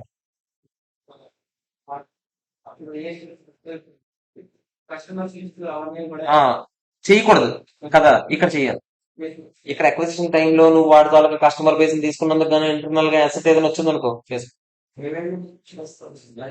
మెసేజ్ చేయగలిగితే చెయ్యి. ఫెయిర్ వాల్యూ ఉందనుకో దానికి చెయ్యి, లేకపోతే లేదు. ఆ, అంతే. అక్కడ వాల్యూకి నువ్వు డైరెక్ట్ గా రికాగ్నిషన్ క్రైటీరియా మొత్తం చూస్తావు. ఇక్కడ అలా కాదు, దానికి ఫెయిర్ వాల్యూ ఉందేమో చూస్తావు, మార్కెట్ లో దీని వర్త్ ఉందేమో చూస్తావు. ఉంటే రాదు. ఓకేనా కదా? అర్థమైందా లేదా చెప్పండి. నెక్స్ట్, కంటింజెంట్ లైబిలిటీస్ ఏమైనా ఉన్నాయనుకోండి అవతలడు. ఇప్పుడు ఫర్ ఎగ్జాంపుల్ నేను దీపక్ కొనుక్కుంటాను కదా, దీపక్ బ్యాలెన్స్ షీట్ కింద చూపిస్తాడు కంటింజెంట్ లైబిలిటీస్ అని. నేను ఆ మాత్రం ఇట్లా ఉన్నా, నేను కొనుక్కునేటప్పుడు అక్కడ బ్యాలెన్స్ షీట్ చదవను. బ్యాలెన్స్ షీట్ చదివేటప్పుడు కింద చూడను కండిషన్ లైబిలిటీ అని. అది చూసిన వెంటనే నాకు కొంచెం భయం వేస్తుంది లేదా చెప్పండి. కండిషన్ లైబిలిటీ ఉంటే నేను తగ్గించే కదా డబ్బులు ఇస్తాను అడిగి, ఎందుకంటే ఫ్యూచర్ లో ఎప్పటికైనా కండిషన్ లైబిలిటీ అంటే లైబిలిటీ అవ్వచ్చు కదా. మరి ఆల్రెడీ నేను తగ్గించానంటే నేను పర్చేస్ కన్సిడరేషన్ ఆలోచించేటప్పుడు అవన్నీ ఆలోచించానా లేదా? మరి అలాంటప్పుడు నువ్వు కూడా కండిషన్ లైబిలిటీ రికార్డ్ చేయాలి లేదా? రికార్డ్ చేయాలి. కంటింజెంట్ లైబిలిటీ నువ్వు కంటింజెంట్ లైబిలిటీ కింద రికార్డ్ చేయవు, లైబిలిటీ కింద రికార్డ్ చేస్తావు. ఓకేనా కాదా చెప్పండి. మరి ఏ వాల్యూకి రికార్డ్ చేయాలి? సేమ్ ఆ రోజున ఫెయిర్ వాల్యూకి రికార్డ్ చేస్తాం. Okay, clear. నెక్స్ట్, అంటే అవతల దాంట్లో లేనివి కూడా చాలా వస్తున్నాయి. ఏవి వచ్చాయి చెప్పండి ఇప్పటికి? అవతల దాంట్లో లేని ఇంటాంజిబుల్ అసెట్స్ అన్ని ఇక్కడికి వచ్చాయి. అవతల దాంట్లో కింద ఉన్న కంటింజెంట్ లైబిలిటీస్ అన్ని మన దాంట్లో పైకి వెళ్ళాయి, లైబిలిటీస్ కింద వెళ్ళాయి. ఒప్పుకుంటారా లేదా చెప్పండి. అలాగే అవతలోడు అన్నాడు, దీపక్ అన్నాడు, అరే 100 కోట్లు అన్నావు సోదిగా, కింద ఏమో లైబిలిటీ ఒకటి ఉంది, కంటింజెంట్ లైబిలిటీ 10 కోట్లు అని అన్నాను. దీపక్ అన్నాడు, ఎందుకు ఆగాసా, వాటర్ తాగు, కూర్చో. అడేమన్నాడు దీపక్ గాడు, ఒకవేళ నీకు తర్వాత ఎవడైనా రేపు పొద్దున్న వచ్చి 10 కోట్లు అడిగాడు అనుకో, నేనే నీకు 6 కోట్లు ఇస్తానులే ఏడకు అని అన్నాడు. అంటే ఇండెమ్నిఫై చేస్తాను నీ లాస్ అని చెప్తున్నాడు, మాట ఇస్తున్నాడు. అవునా కదా? ఇచ్చాడు మాట. ఎంతవరకు ఇచ్చాడు మాట? ఇప్పుడు 6 crores, మరి నేను లైబిలిటీ ఏమో 10 crores చూపించేటప్పుడు ప్యారలల్ గా అసెట్ కూడా చూపించుకోవచ్చా లేదా? చూపించుకోవచ్చు. ఎంత చూపిస్తాను? 6 కోట్లు. ఇండెమ్నిఫికేషన్ అసెట్ అంటే లైబిలిటీ దాని తాలూకు ఉంది కదా, ప్యారలల్ గా ఇటువైపు అసెట్ కూడా. దీపక్ గడ్ అన్నాడు 10 కోట్లు ఫర్ ఎగ్జాంపుల్ నేను లైబిలిటీ చూపించాను, దాని ఫెయిర్ వాల్యూ 10 కోట్లు. దీపక్ గడ్ ఏమో ఆడికి తెలియదు, ఆడి మెజర్ చేసినప్పుడు 15 కోట్లు ఇస్తానని మాట ఇచ్చాడు. నేను అప్పుడు ఎంత చూపిస్తాను ఇండెమ్నిఫికేషన్ అసెట్? అర్థమైంది, ఆ కేసు అర్థమైందా? ఫస్ట్ కేసులో 10 కోట్లు లైబిలిటీ ఉంటుందని నేను మెజర్ చేసుకున్నాను, నా ఫెయిర్ వాల్యూ. నేను 10 కోట్లు రాశాను లైబిలిటీ. దీపక్ గడ్ ఎంత మాట ఇచ్చాడు? 6 కోట్ల వరకు నేను ఇస్తాను అన్నాడు. మీరు ఏం చేశారు? 6 కోట్లు ఇండెంటిఫికేషన్ అసెట్ చూపించారు. నెక్స్ట్ కేసులో నేను 10 కోట్లు లైబిలిటీ చూపించాను. దీపక్ గడ్ సార్ అన్నాడు 15 కోట్లు నేను ఇస్తాను లేదా. దీపక్ గడ్ లెక్కెట్టినప్పుడు 15 కోట్లు అవుతుందేమో అని అనుకున్నాడు ఆడు. దీపక్ గడ్ 15 కోట్లు ఇస్తాను అన్నాడు నాకు. ఇప్పుడు నేను ఎంత చూపించాలి అసెట్? 10 చూపించాలి. మాక్సిమం లైబిలిటీ ఎంత ఉందో అంతే కదా అసెట్ ఉండాలి. ఇండెమ్నిఫికేషన్ అసెట్ అంటే మాక్సిమం ఎంత లైబిలిటీ ఉంటే అంతే కదా. నువ్వు లైబిలిటీ 10 చూపించినప్పుడు అసెట్ ఆడ ఎక్కువ ఇస్తాను అన్నా కూడా నువ్వు ఎంత చూపిస్తావు? మాక్సిమం లైబిలిటీ అమౌంట్ ఎంత అంతే చూపిస్తావు. ఓకేనా కాదా? అర్థమైందా లేదా చెప్పండి. క్లియర్. ఓకే, నెక్స్ట్ పాయింట్కి వెళ్ళొచ్చా నేను? Indemnification asset promised by acquiree is also taken over. మీకు చెప్పారు కదా, maximum amount at which this should be recognise is up to the amount of contingent liability taken over. Liability ఎంతవరకు చూపిస్తావో maximum అంతవరకే ఇండెమ్నిఫికేషన్ asset చూపించాలి. ఓకేనా కాదా? అర్థమైందా? క్లియరా? రీఎక్వైర్డ్ రైట్స్. రీఎక్వైర్డ్ రైట్స్ అంటే ఇప్పుడు ఫర్ ఎగ్జాంపుల్, ఇప్పుడు ఇందాక వాడికి ఏదో రైట్ ఒకటి ట్రాన్స్ఫర్ చేశాను అనుకోండి, మళ్ళీ రైట్ ని మళ్ళీ రీఎక్వైర్ చేసుకున్నాను అనుకోండి. వాడికి ఏదో రైట్స్ ఉన్నాయిరా, ఓకేనా, వాడికి నేను అమ్మాను రా ఫస్ట్ రైట్స్. ఈ కంపెనీ కొనుక్కునేటప్పుడు ఆ రైట్స్ కూడా నేను మళ్ళీ కొనుక్కుంటున్నట్టేనా కదా చెప్పండి. వీటిని నేను మళ్ళీ బయటకు అమ్ముకోవచ్చా లేదా? వీడికి ఏదో ఫ్రాంచైజ్ రైట్ ఏదో ఇచ్చాను రా, అది నేను ఇప్పుడు కావాలంటే బయట వాడికి అమ్ముకోవచ్చా లేదా? మళ్ళీ అమ్ముకోవచ్చు. కాబట్టి ఈ రీఎక్వైర్డ్ రైట్స్ అంటే మళ్ళీ కొత్తగా నీకు మళ్ళీ కొత్తగా అసెట్ వచ్చినట్టేనా కదా, ఒక ఇంటాంజిబుల్ అసెట్. సో మళ్ళీ దాన్ని కూడా నేను ఏం చేస్తాను? ఫెయిర్ వాల్యూ చూపిస్తాను, అది కూడా. ఓకేనా కాదా? అర్థమైందా లేదా చెప్పండి. అలాగే deferred tax assets, deferred tax liabilities లెక్కెట్టాలంట. చెప్పలేదు, వెళ్ళిపోయా కదా మనకి. Deferred tax assets, deferred tax liabilities అంటే ఏంటో బేసిక్ గా చెప్తాను నేను. డిఫర్ చేయడం అంటే ఏంటి చెప్పండి? పోస్ట్ పోన్ చేయడం, అంతేనా? డిఫర్డ్ ట్యాక్స్ అసెట్ అంటే డిఫర్డ్ ట్యాక్స్ లైబిలిటీ గురించి మాట్లాడదాం ఫస్ట్. డిఫర్డ్ ట్యాక్స్ లైబిలిటీ అంటే ఈ రోజు ట్యాక్స్ కట్టట్లేదు ఈ రోజు, కానీ ఫ్యూచర్ లో కట్టాల్సి వస్తుంది అనేదాన్ని ఏమంటారు చెప్పండి? డిఫర్డ్ ట్యాక్స్ లైబిలిటీ అనొచ్చా లేదా? ఇంగ్లీష్ లో క్లియర్ గా మాట్లాడతాను రా. నేను ఇక్కడ కొంచెం ఏదో టచ్ చేసి వెళ్ళిపోదామని చూస్తున్నాను. ఎందుకంటే ఇది ఇంగ్లీష్ రా, మొత్తం కాన్సెప్ట్ అదిరా. ప్రస్తుతానికి నేను ఇక్కడ కట్ చేసినట్టుగా చెప్తాను ఒకసారి జాగ్రత్తగా. నేను ఏమంటున్నాను, డిఫర్డ్ ట్యాక్స్ అసెట్ అన్నా, డిఫర్డ్ ట్యాక్స్ లైబిలిటీ అన్నా, ఈ రోజు నీకు ఉండే లైబిలిటీ అసెట్ కాదు, ఫ్యూచర్ లో నీకు రాబోయే అసెట్ లైబిలిటీ ట్యాక్స్ రూపంలో. అంతేనా? అంతేనా కదా చెప్పండి. అంటే ఏంటి సార్? ఫర్ ఎగ్జాంపుల్, నువ్వు బుక్స్ లో డిప్రిసియేషన్ 10% చేసావు, ఇన్కమ్ ట్యాక్స్ వాడు 25% చేయొచ్చు అని చెప్పాడు. మారుతుందా లేదా బుక్స్ ప్రకారం రేట్స్, ఇన్కమ్ ట్యాక్స్ ప్రకారం రేట్స్? అవునా కదా చెప్పండి.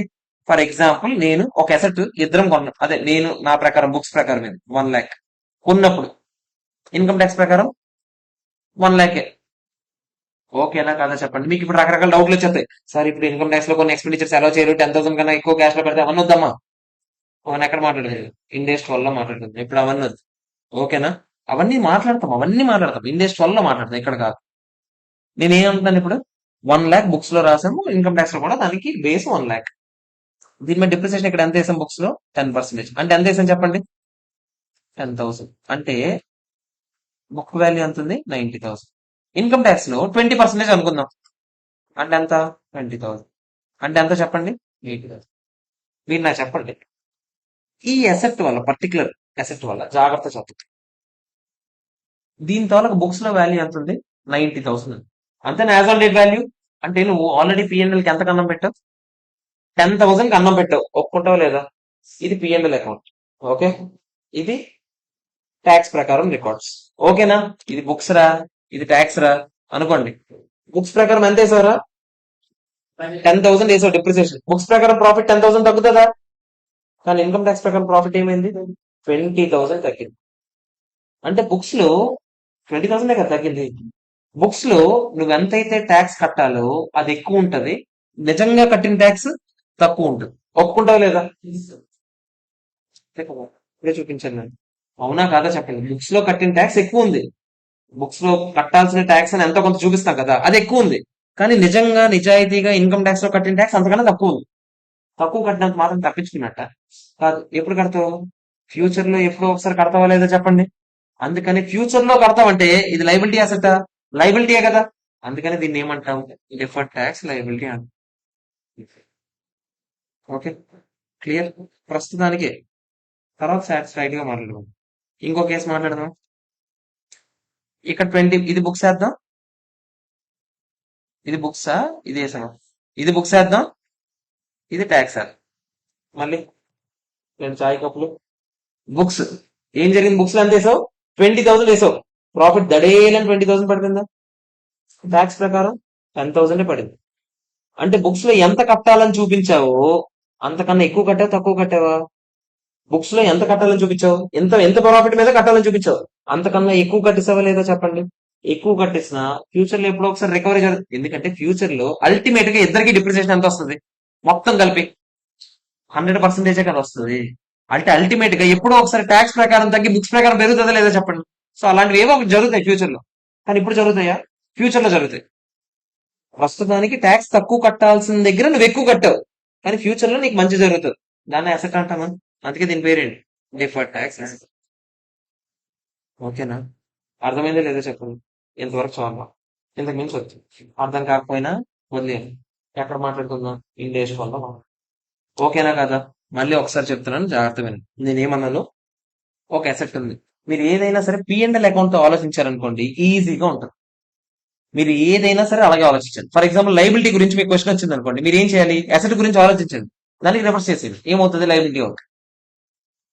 ఓకేనా? ఏదైనా అలాగే అసెట్ గురించి ఆలోచిస్తే దాని తర్వాత డిప్రిసియేషన్ గురించి ఆలోచించి మీరు ఎప్పుడైనా అసెట్ ని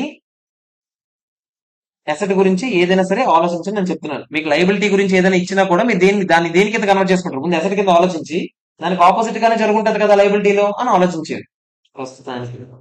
ఓకేనా కదా? నేను మళ్ళీ ఏం చెప్పాను ఒకసారి జాగ్రత్త చూద్దాం. ఇప్పుడు ఫర్ ఎగ్జాంపుల్ ఇక్కడ ఇక్కడ కేసు ఏంటో చూద్దాం. ఇప్పుడు ఏమవుతుంది చెప్పండి?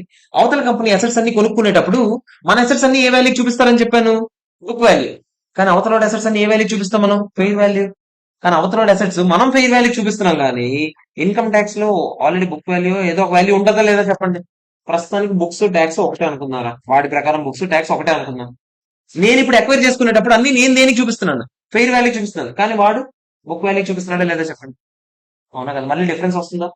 ట్యాక్స్ లైబిలిటీస్ లో డిఫరెన్స్ వస్తుందా రాదా చెప్పండి. వస్తుంది కదా, దానివల్ల differ tax asset differ tax liability start అవుతా. ఏ స్టార్ట్ అవుతుందో చూద్దాం. First case fair value of net assets taken ఎక్కువ ఉందండి. అంటే మన ప్రకారం బుక్స్ ప్రకారం అసెట్స్ వాల్యూ చాలా ఎక్కువ ఉంది. బుక్స్ ప్రకారం అసెట్స్ వాల్యూ ఏముంది, ఎక్కువ ఉంది. ట్యాక్స్ బేస్ ప్రకారం అసెట్ వాల్యూ తక్కువ ఉంది. అంటే ₹1,00,000 ఉందిరా బుక్ వాల్యూ, నేను దాన్ని అక్వైర్ చేసుకునేటప్పుడు దాని ఫెయిర్ వాల్యూ 1,50,000 ఉందిరా, నేను బుక్స్ లో ఎంతకు రికార్డ్ చేసుకుంటాను. నేను ఒక కంపెనీని కొంటున్నాను, దేవి వెళ్ళాడు దీపక్ దగ్గరికి, దీపక్ గారి బ్యాలెన్స్ షీట్ లో అసెట్స్ అన్ని ఉన్నాయి, అసెట్స్ ఏమో ₹100 ఉన్నాయి. దేవి గారు కొనుక్కునేటప్పుడు దేనికి రికార్డ్ చేయాలి, ఫెయిర్ వాల్యూ ఎంత, 150. ఫెయిర్ వాల్యూ అంటే ఇకపైన నా బుక్స్ లో వాల్యూ అయినా, ఇకపైన ఫెయిర్ వాల్యూ ఎవరిది, నా బుక్స్ అయినా. కన్సాలిడేటెడ్ బుక్స్ లో ఇకపైన 150 ఉంటుందా లేదా, కానీ సెపరేట్ బుక్స్ లో 100 ఉంటుందా లేదా. అవునా కాదా చెప్పండి. ఇప్పుడు నాకు జాగ్రత్తగా ఏం జరిగిందో చెప్పండి. అసెట్ వాల్యూ మన దాంట్లో ఎక్కువ ఉంది, అవునా. అంటే వాడి దాంట్లో మాత్రం ఎంత ఉంది, 100 ఉంది. దాని మీనింగ్ ఏంటి, ఆల్రెడీ ఎవరి దాంట్లో ఎక్కువ డిప్రిసియేషన్ అయిపోయిందని అనుకుంటాం. ఆ ఫెయిర్ వాల్యూ అదంతా వదిలేదు. ఎవరిది ఫాస్ట్ గా తగ్గిపోయింది, ట్యాక్స్ వాడిది ఎంత ఉంది, 100 ఉంది. ట్యాక్స్ వాడిది 100 ఉందా, మన ఎంత ఉంది, 150 ఉంది. అంటే ట్యాక్స్ వాడిది ఆల్రెడీ చాలా అమౌంట్ వరకు డెబిట్ అయిపోయిందా లేదా పిఎండ్ఎల్ లో. అన్ని పిఎండ్ఎల్ పరంగా ఆలోచించమని చెప్పాను కదా. ఆల్రెడీ ట్యాక్స్ వాడిది చాలా అమౌంట్ డెబిట్ అయిపోయింది పిఎండ్ఎల్ లో, ఒప్పుకుంటారా లేదా చెప్పంది. చాలా అమౌంట్ డెబిట్ అయిపోయింది, పిఎండ్ఎల్ లో డెబిట్ అయితే ఆటోమేటిక్ గా ప్రాఫిట్ ఏమై ఉంటది, తగ్గుంటది, తక్కువ ట్యాక్స్ కట్టుంటాం. ఇంతేనా. కానీ బుక్స్ ప్రకారం ఇంకా ఎక్కువ ట్యాక్స్ కట్టాల్సి వచ్చిందా. ఇప్పుడు ఇది ఏమవుతుంది, కట్టాల్సిన దానికన్నా తక్కువ కట్టావు, ఏమవుతుంది చెప్పండి, డిఫర్డ్ ట్యాక్స్ లయబిలిటీ. ఓకేనా కాదా, అర్థమైందా లేదా. ఇంకోటి జాగ్రత్తగా ఆలోచించండి. Fair value of the asset taken is less than carrying amount అనుకుందాం. ఇంకో కేసు ఏం చెప్తాను నేను, fair value of the asset taken is less than, ఎక్కడికి రా, ముగ్గురా, coffee. Fair value of the asset taken is less than book value of the అదే carrying amount of assets. అంటే ఇందాక కేసు లాగా ఇప్పుడు నేను ఏమనుకున్నాను, దీపక్ గారి దాంట్లో బుక్ వాల్యూ 100, నేను కొనుక్కున్నప్పుడు దానికి వాల్యూ అంత లేదు, 70 ఉంది, నేను 70 చూపించాను. అంటే మీరు నాకు చెప్పండి, ఇక్కడ ఏం జరుగుతుంది. మీరు సింపుల్ గా చెప్పనా, ఇంకా ఇంకా సింపుల్ చెప్పనా, ₹100 అసెట్ చూపించాల్సిన దగ్గర మీరు ఎంత చూపించారు, 70 చూపించారు. అసెట్ కొంచెం మిస్ అయిందా, డిఫర్ ట్యాక్స్ అసెట్ వేసి ఉంటారు. ఓకేనా కాదా. మీరు 100 చూపించాల్సిన దగ్గర 70 చూపించారు కదా, మిగతా balance amount differ tax asset వేసి. ఇందాకలా 100 చూపించాల్సిన దగ్గర ఎంత వేశారు, 150 వేసారు కదా, తగ్గాలి కదా, ఇంకా తగ్గడానికి డిఫర్ ట్యాక్స్ లైబిలిటీ వేసారు. మీకు ఎలా కావాలంటే అలా అర్థం చేసుకుంటారు. ఇది ఓకేనా పోనీ, ప్రస్తుతానికి రా, ఏదో ప్రస్తుతానికి ఈ స్టెప్ దాటడానికి ఓకేనా కాదా చెప్పండి. ఇండేస్ 12 మాట్లాడక మళ్ళీ అది. ఓకేనా, అవతల వాడిది ఎంత ఉండాలో నా నెట్ అసెట్స్ అంతే ఉండాలిరా. అవతల వాడి దాంట్లో 100 ఉండాలి, అదే 100 ఉండాల్సిన దగ్గర నేను 150 ఏదో క్రియేట్ చేసిన దానివల్ల. ఇప్పుడు మీరు ఆగండి, ఓ నాయన, మళ్ళీ ఇప్పుడు నేను చూడండి, మీరు ఇలా చేసేస్తారు, నాకు ఇప్పుడు అర్థమైందమ్మా, ఇందులో పెద్ద బూతుంది. ఇప్పుడు 100 ఉంది కదా, మీ దాంట్లో ఏం చెప్పాను నేను, 150కి రికార్డ్ చేశారనుకోండి, మీకు ఏం చెప్పాను, డిఫర్ ట్యాక్స్ లైబిలిటీ క్రియేట్ చేయాలి. ఎంత అని చెప్పాను, 50 డిఫర్ ట్యాక్స్ లైబిలిటీ కాదే, 50 మీద ట్యాక్స్ పర్సెంటేజ్ ఎంత అయితే అంత వేస్తారు. డిఫర్ ట్యాక్స్ లైబిలిటీ మొత్తం 50 ఏసీ కండి, డిఫర్ ట్యాక్స్ దాని మీద ట్యాక్స్ పర్సెంటేజ్ వేయండి. ఓకేనా, ఈ ఒక్క ముక్క మార్చుంటాను ఆయన. ఇప్పుడు ఫర్ ఎగ్జాంపుల్ 100ది నేను 50కి రికార్డ్ చేశాను అనుకోండి, మీరు ఏం చేశారు, డిఫర్ ట్యాక్స్ అసెట్ ఎంత అన్నారు, 50 అన్నారు, దాని మీద ట్యాక్స్ పర్సెంటేజ్ ఎంత అయితే అంత ఇయ్యాలి. ఓకే, ఓకేనా. తర్వాత మళ్ళీ క్వశ్చన్స్ వచ్చినా మాట్లాడదాం, లేదంటే మామూలుగా మాట్లాడదాం. అంటే fair value of the asset, ఇప్పుడు ఇక్కడ చూడండి సింపుల్ రా. ట్యాక్స్ ప్రకారం ఇది ఇది మళ్ళీ ఇది వద్దులే, ప్రస్తుతానికి ఎంత చాలు, తర్వాత మనం మిగతాది తర్వాత మాట్లాడుకుందాం. ఓకేనా, మనం ఇండస్ట్రియల్ లో ప్రశాంతంగా మాట్లాడుకుందాం. ఇక్కడ వరకు ఓకే కదా. ఫెయిర్ వాల్యూ దొబ్బుతున్నారు కదా, ఫెయిర్ వాల్యూ ఎవరు లెక్కెడతాడు, రిజిస్టర్డ్ వాల్యూ ఎవడో ఒకడు ఉంటాడు, వాడి చేత లెక్కెట్టిస్తాం. ఓకేనా కదా చెప్పండి, అర్థమైందా లేదా, క్లియరా. అయిపోయింది స్టెప్ 4 లో మనం దేని గురించి మాట్లాడాం, నెట్ అసెట్స్ దేనికి రికార్డ్ చేయాలో మాట్లాడాం. దేనికి రికార్డ్ చేయాలి చెప్పండి, ఫెయిర్ వాల్యూ. అవతల అయితే ఫెయిర్ వాల్యూ, మనం అయితే క్యారింగ్ అమౌంట్. అవునా కదా, అవతల గురించి ఇప్పుడు మాట్లాడుతున్నాను కాబట్టి అన్ని ఫెయిర్ వాల్యూ. కొన్ని కొన్ని ఎక్స్ట్రా రికార్డ్ చేయాల్సి వచ్చి ఏంటంటే చెప్పండి, ఇంటాంజిబుల్ అసెట్స్ అక్కడ వేయకపోయినా కూడా ఇక్కడ దానికి ఫెయిర్ వాల్యూ ఉంటే వేస్తామా లేదా? వేస్తాం. ఇంకా కంటింజెంట్ లైబిలిటీస్ వాడు కంటింజెంట్ చూపించినా కూడా నేను ఎక్కడ వేస్తాను? లైబిలిటీస్ లో వేస్తానా లేదా? ఇంకా ఇండెమ్నిఫికేషన్ అసెట్ వాడు ఏదైనా ఇండెమ్నిఫై చేస్తానని చెప్పాడు అనుకోండి, అది కూడా అసెట్ సైడ్ వేస్తాను. మాక్సిమం ఎంత వేస్తాను? లైబిలిటీ ఎంత వేస్తానో అంతకుమించి చేయొచ్చు అసెట్. ఇంకా ప్రుడెన్స్ కాన్సెప్ట్ రా అది. లాస్ అయితే మాక్సిమం వేస్తారు కానీ లాభం వచ్చినప్పుడు వేయకూడదు. ఇంకా రీఎక్వైర్డ్ రైట్స్ కూడా మనం ఫెయిర్ వాల్యూకి రాసుకుంటాం.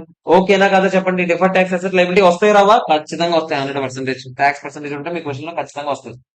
ఓకేనా కాదా చెప్పండి. అర్థమైందా లేదా? స్టెప్ 5కి వెళ్ళొచ్చా నేను? ఆగండి. స్టెప్ 5కి వెళ్ళే ముందు స్టెప్ 5 అయిపోతుందా? స్టెప్ 5కి వెళ్ళే ముందు ఒకసారి జాగ్రత్త చూడండి. ఒకసారి నేను ముందు స్టెప్ 7కి వెళ్తున్నాను. వచ్చాం, ఆల్మోస్ట్ అయిపోవచ్చు. స్టెప్ 7కి వెళ్తున్నాను. స్టెప్ 7 ఏంటంటే అకౌంటింగ్ ఎంట్రీ రా. అకౌంటింగ్ ఎంట్రీకి ఏమైనా పడుతుంది చూడండి, ఒకసారి జాగ్రత్త చూడండి. వద్దులే, లైన్ గానే ఉంది. వద్దులే, అకౌంటింగ్ ఎంట్రీ చెప్తా, ఒకసారి జాగ్రత్త చూడండి. అకౌంటింగ్ ఎంట్రీ ఏమైనా రాస్తాను చూడండి. ఫస్ట్ ఏం మీరు ఏమైనా ఏ డెబిట్ చేస్తారు చెప్పండి? అసెట్స్ డెబిట్ చేస్తారా లేదా? మీరు అసెట్స్ కదా డెబిట్ చేస్తారు. లైబిలిటీస్ అన్ని ఏం చేస్తారు? క్రెడిట్ చేస్తారు. ఏ వాల్యూకి? ఈ రెండు ఫెయిర్ వాల్యూకి ఉండాలి. ఒప్పుకుంటారా లేదా చెప్పండి. ఓకేనా కదా? తర్వాత ఏమేమి క్రెడిట్ చేస్తారు చెప్పండి. పర్చేస్ కన్సిడరేషన్ రూపంలో ఏమేమి వేస్తారు? Cash, share capital, debentures, shares. ఓకేనా కదా చెప్పండి. ఇవన్నీ మనం ఇంకా ఎక్స్ట్రా కూడా వేసాం. షేర్ క్యాపిటల్ కింద సెక్యూరిటీస్ వేసాము. ఇలాంటివి మనం ఎక్స్ట్రాగా వేసాం క్లియర్ గా. ఓకేనా కదా చెప్పండి. దాంతో పాటు ఒకసారి జాగ్రత్తగా చూడండి, అందరు జాగ్రత్తగా వినండి. మీరు ఆ కంపెనీ మొత్తం ఎక్వైర్ చేసుకున్నారు అనుకోండి. ఓకే, ఆ కంపెనీ అసెట్స్ అన్ని నీవే, బాగానే ఉంది. ఆ కంపెనీలో 70% 80% ఎక్వైర్ చేశాను అనుకోండి. ఆ కంపెనీ నీదా? మొత్తం నీదా? కాదు. అలాంటప్పుడు అన్ని మూసుకొని నీకు సంబంధించినవి మాత్రం నువ్వు రికార్డ్ చేసుకొని ఉండాల్సింది. కానీ నీకు ఆగదు, ఈగో. నువ్వు వెళ్ళి ఏం చేసావు? 100% నీవే అన్నట్టు రికార్డ్ చేసావు లేదా చెప్పండి. అసెట్స్ 100% నువ్వే వేసుకున్నావు. లైబిలిటీస్ 100% నువ్వే వేసుకున్నావు. కానీ పర్చేస్ కన్సిడరేషన్ ఎంతకు సంబంధించింది ఉంది? 70% సంబంధించిందే ఉంది. మరి మిగతా 30% ఎవరిది? వేరే వాడిది ఉందా లేదా? వేరే వాడు నీకు ఇప్పుడు ఏమవుతాడు? అదే లైబిలిటీ అవుతాడా లేదా చెప్పండి. అవునా కాదా చెప్పండి. ఇప్పుడు వాడి అసెట్స్ లైబిలిటీస్ కూడా నీ దగ్గర ఉన్నట్టుగా చూపించుకున్నావు. అలాంటప్పుడు నువ్వు వాడికి ఇవ్వాలా లేదా డబ్బులు? వాడికి లైబిలిటీయే కదా. అందుకని నాన్ కంట్రోలింగ్ ఇంట్రెస్ట్ అని వాడికి ఒక లైబిలిటీ క్రియేట్ చేస్తాం. అది ఎలా లెక్కెడతామో నేను చెప్తాను ఇప్పుడు. స్టెప్ 5 ఎందుకు క్రెడిట్ చేస్తాం అర్థమైందా? ఓకేనా కదా చెప్పండి. ఇది 100% ఉందిరా, ఇది 100 ఉంది, 70 ఉంది. మరి అప్పుడు ఇది ఎంత ఉంటుంది? ఒక 30కి చూపిస్తుంది. ఓకేనా కాదా? అర్థమైందా లేదా? ఇవన్నీ చేసినప్పుడు ఇంకా ఎక్స్ట్రా డెబిట్ బ్యాలెన్స్ రావచ్చు, క్రెడిట్ బ్యాలెన్స్ రావచ్చు, ఏదైనా రావచ్చు. నెట్ గా 100 కోట్ల కంపెనీని నువ్వు 120 కోట్లు పెట్టుకున్నావు అనుకోరా, అన్ని పోను. అప్పుడు నీకు డిఫరెన్స్ 20 కోట్లు ఎందుకు ఎక్స్ట్రా పే చేసావంటే ఏం చెప్తావు? ఆ కంపెనీలో గుడ్ విల్ ఉందిరా, అందుకనే పే చేశానని చెప్తావు. ఏదో ఉంది కదా అక్కడ, అదే 20 కోట్ల గుడ్ విల్ డెబిట్ చేస్తావు ఆ బ్యాలెన్స్. ఎందుకు? పర్చేస్ కన్సిడరేషన్ అంతా ఇట్ సైడ్ ఉంది కదా. అవునా కదా చెప్పండి. Automatic debit balance good will. Okay, clear. ఇంకోటి ఏంటి? 100 కోట్లు ఉన్న కంపెనీని 70 కోట్లు పెట్టి కొనేసాం అనుకో. అరే ఎలా రా కొన్నావు అని అడిగితే నువ్వేం చెప్తావు? మరి అలా ఉంటది మనం బేరం ఆడితే అని అంటావు లేదా చెప్పండి. అందుకని అదేంటి? Gain on bargain purchase. Bargain చేస్తాం అంటే ఏంటి? బేరం ఆడతాం కదా. బేరం ఆడడం వల్ల ఎంత కొంత లాభం వచ్చిందా లేదా? Gain on bargain purchase. రెండు వచ్చి ఏదో ఒకటే వస్తుంది. ఎంట్రీ ఉంది కదా అని గుడ్డి చదివిన. ఓకేనా? అర్థమైందా లేదా చెప్పండి. క్లియరా కాదా? ఇది అకౌంటింగ్ ఎంట్రీ. ఎవరికైనా ఏమైనా డౌట్ ఉందా? యాక్చువల్ గా ఈ అకౌంటింగ్ ఎంట్రీ తప్పు. అంటే యాక్చువల్ గా అయితే మీరు ఆలోచించండి. ఇది సెపరేట్ ఫైనాన్షియల్ స్టేట్మెంట్స్. ఓకే, ఇది కన్సాలిడేటెడ్ ఫైనాన్షియల్ స్టేట్మెంట్స్. ఓకేనా కదా? సెపరేట్ ఫైనాన్షియల్ స్టేట్మెంట్స్ లో నువ్వు జస్ట్ ఏం చేసావు? ఆ కంపెనీలోకి వెళ్ళి డబ్బులు పెట్టి కొనుక్కున్నావు. అంటే ఎంట్రీ ఏమని వేసుంటా చెప్పు. సెపరేట్ ఫైనాన్షియల్ స్టేట్మెంట్స్ నువ్వు ఎలా ఆలోచిస్తావు? మీరిద్దరు కలపాలి అవన్నీ ఆలోచించవు. డబ్బులు పెట్టావా లేదా? Investment made. టూ ఏం చేస్తావు? ఇన్వెస్ట్మెంట్ ఏ డబ్బులు? పర్చేస్ కన్సిడరేషన్ అయినా టూ నువ్వేమని వేస్తావు? అదే ఇన్వెస్ట్మెంట్ అంటూ పర్చేస్ కన్సిడరేషన్ ఏదైతే అది. క్యాష్ అయితే క్యాష్, బ్యాంక్ అయితే బ్యాంక్, ఏదైతే అది రాస్తావు. అవునా కాదా చెప్పండి. లాజికల్ గా అయితే ఇదేనా కాదా? మరి అలాంటప్పుడు నేను ఇక్కడ రాస్తున్నా. ఫర్ ఎగ్జాంపుల్ టూ క్యాష్ ఇస్తున్నాను, two contingent consideration, deferred consideration ఉన్నాయి అనుకుందాం. ప్రస్తుతానికి అలా అనుకుందాం. ఓకేనా కదా? జాగ్రత్తగా ఆలోచించండి. మరి అలాంటప్పుడు నెక్స్ట్ మీరు వేయబోయే ఎంట్రీ ఎలా ఉండాలి? ఆల్రెడీ నువ్వు టూ క్యాష్ కి, కంటింజెంట్ కన్సిడరేషన్ కి, డిఫర్డ్ కన్సిడరేషన్ కి వేస్తావలేదు ఎంట్రీ. అవునా కదా? దీనికి గాను నీకు అగేన్స్ట్ ఏం వస్తున్నాయి చెప్పు? అసెట్స్, లైబిలిటీస్ వస్తున్నాయి అవతల కంపెనీలో. వస్తున్నాయి లేదా చెప్పండి. అప్పుడు అసెట్స్ లైబిలిటీస్ అన్ని ఏం చేయాలి? అసెట్స్ అన్ని డెబిట్ చేస్తావు, లైబిలిటీస్ అన్ని క్రెడిట్ చేస్తావు. టూ, మళ్ళీ క్యాష్ అన్ని ఇవ్వవు. టూ ఏమని చేస్తావు నువ్వు? ఈ ఇన్వెస్ట్మెంట్ నుంచి చూసావా అది ఇక్కడ వేస్తావు. ఓకేనా? ఇప్పుడు నేను ఏమంటానంటే మామూలుగా మీరు ఆల్రెడీ స్టార్టింగ్ లోనే ఇన్వెస్ట్మెంట్ పెట్టినప్పుడు investment cash into condition consideration to deferred consideration ఇవన్నీ వేసి ఉంటారు లేదా? ఎక్కడ సెపరేట్ ఫైనాన్షియల్ స్టేట్మెంట్స్ వేసి ఉంటారు లేదా చెప్పండి. మీరు యాక్చువల్ గా లాజికల్ గా మాట్లాడితే మీరు ఏం చేయాలి? కొత్తగా మీరు కంపెనీ కొనుక్కుంటే అసెట్స్ టు లైబిలిటీస్ అక్కడ పెట్టిన ఇన్వెస్ట్మెంట్ కదా ఇక్కడ రావాలి. అవునా కదా చెప్పండి. ఒకటి రెండు కలిసేటప్పుడు ఇన్వెస్ట్మెంట్ ఇన్వెస్ట్మెంట్ పోయి automatic assets to liabilities to cash ఇది ఇది అని ఉంటాయి. అంతేనా కాదా? కానీ మీరు ఐసీఐ ప్రకారం బయట ప్రాక్టికల్ గా అయితే ఇలాగే రాస్తారు. ఓకేనా? కానీ మీరు ఐసీఐ కోసం మాత్రమే ఎంట్రీ ఏంటి అని ఎవడని అడిగాడు అనుకోండి మీరేం చెప్పాలి? Assets to liabilities to cash తొక్క తొక్క అన్ని మీరు చెప్పి. ఓకేనా కాదా? అర్థమైందా లేదా చెప్పండి. ఇప్పుడు మనకి ఇది అవసరం లేదు. ఇప్పుడు మనం మామూలుగా ఎంట్రీ ఏంటంటే ఇది ఇది ఎంట్రీ. క్లియరా కాదా చెప్పండి. ఓకేనా కాదా? ఇది మ్యాటర్. ఇంకో స్టెప్ అయిపోయింది, స్టెప్ సెవెన్. ఇప్పుడు మనం ఒకటి వదిలేసి వచ్చాం, ఆగండి. ముందు నాన్ కంట్రోలింగ్ ఇంట్రెస్ట్ వదిలేసి వచ్చాం. ఇది చెప్పాక అలా పైకి వెళ్ళాలి ఒకసారి. మీకు గుర్తుందా రీప్లేస్మెంట్ అవార్డ్స్ లో నాన్ రీప్లేస్మెంట్ అవార్డ్స్ చెప్పలేదు నేను. ఇప్పుడు చూద్దాం. నాన్ కంట్రోలింగ్ ఇంట్రెస్ట్ అంటే ఇప్పుడే చెప్పాను. ఏం చెప్పాను చెప్పండి. మనకి కంట్రోలింగ్ ఇంట్రెస్ట్ ఉంది అంటే 51% కన్నా ఎక్కువ స్టేక్ మనకు ఉంది. కానీ ఇంకొకటి ఎవడో ఉన్నాడా? మిగతా బ్యాచ్ ఉన్నారా? వాళ్ళని ఏమంటాం మనం? నాన్ కంట్రోలింగ్ అంటే కంట్రోల్ లేదు కానీ ఇంట్రెస్ట్ ఉండాలి. నాన్ కంట్రోలింగ్ ఇంట్రెస్ట్ అంటాం. వీళ్ళు మనం లైబిలిటీ కింద చూపించాలా లేదా చెప్పండి. వీళ్ళకి చూపించడానికి రెండు మెథడ్స్ ఉన్నాయి. ఒకటి ఫెయిర్ వాల్యూ మెథడ్, ఇంకోటి పసీనా మెథడ్ అంటాం. మనమైతే పసీనా మెథడ్ చదువుతాం. అంటే proportionate share of identifiable net assets. ఇకపైన నేను పసీనా పసీనా అంటాను. అంటే ఏంటి? అదేవరో అమ్మాయి కాదు. పసీనా అంటే ఏంటి? Proportionate share of identifiable net assets. ఓకేనా కదా చెప్పండి. జాగ్రత్తగా అండి. ఎగ్జామ్ లో మీకు ఏ మెథడో ఆడు అడిగాడు అనుకోండి, ఎన్సీఐని ఇలా మెథడ్ చేయండి ఇలా మెథడ్ చేయండి అని చెప్పాడు అనుకోండి, అన్ని మూసుకొని ఐసీఓడి ఏం చెప్పాడు అది చేసు. ఓకేనా కాదా? ఆడు ఏమీ చెప్పలేదు అనుకోండి, రియల్ లైఫ్ లో ఏది కావాలన్నాడో అది చేసుకుంటాడు. మీరు ఏమీ చెప్పకపోతే ఫెయిర్ వాల్యూ మెథడ్కే ప్రిఫరెన్స్ ఇవ్వండి. ఫెయిర్ వాల్యూ మీ దగ్గర ఉంటే. ఫెయిర్ వాల్యూ లేదనుకోండి హసీనా మెథడ్కి వెళ్ళండి. ఫస్ట్ ప్రిఫరెన్స్ ఫెయిర్ వాల్యూ మెథడ్కే ఇవ్వండి. ఓకేనా కాదా? అర్థమైందా లేదా? ఐసీఐ వాడు ఇది చూపించి ఇది పెన్సిల్ రా అంటే నువ్వేం చెప్పాలి? పెన్సిల్ అనే అనాలి. ఓకేనా? ఓవర్ యాక్షన్ చేయకూడదు. ఓకే. సో ఇప్పుడు నేను ఏం చెప్తున్నాను, ఇప్పుడు ఫెయిర్ వాల్యూ మెథడ్ ఎలా లెక్కెడతాం, పసీనా మెథడ్ ఎలా లెక్కెడతాం. ఫెయిర్ వాల్యూ మెథడ్ చాలా ఈజీగా, బయట మార్కెట్ లో షేర్ కి వాల్యూ ఎంత ఉందో చూడండి. మొత్తం ఈ కంపెనీ దీపక్ కంపెనీ 1,00,000 షేర్స్ రా. నేను 70% కొన్నాను అంటే ఎన్ని షేర్స్ కొన్నాను? నేను 70,000 షేర్స్ కొన్నాను. ఇంకెన్ని ఉన్నాయి? 30,000 షేర్స్ ఉన్నాయా? ఆ షేర్ బయట మార్కెట్ లో వాల్యూ ఉంటుందా? ఎంత చూడండి. ఫర్ ఎగ్జాంపుల్ ఒక్కొక్కటి 70 రూపీస్ అనుకోండి. 30,000 ఇంటూ 70 అదే పసీనా. వాళ్ళ వాల్యూ ఎన్సీఏ వాల్యూ 70 ఇంటూ 30,000. ఓకేనా కాదా చెప్పండి. క్లియరా కాదా? అర్థమైందా లేదా చెప్పండి. క్లియర్? ఓకేనా? నెక్స్ట్ ఇంకో మెథడ్ ఉంది కదా, proportionate share of identifiable net assets. అదేం లేదు. మీరు ఎన్నైతే అసెట్స్ ఎక్వైర్ చేసుకున్నారు, ఎన్ని అసెట్స్ ఎక్వైర్ చేసుకున్నారు. ఫర్ ఎగ్జాంపుల్ నేను ఒక 100 కోట్ల అసెట్స్ ఎక్వైర్ చేసుకున్నాను అనుకోండి. నెట్ అసెట్స్ అంటే అసెట్స్ మైనస్ లైబిలిటీస్ 100 కోట్లు ఎక్వైర్ చేసుకున్నాను అనుకోండి. దీనికి గాను నాకు స్టేక్ ఎంత వచ్చింది? యాక్చువల్ గా 100 కోట్ల అసెట్స్ లో నాదెంత స్టేక్?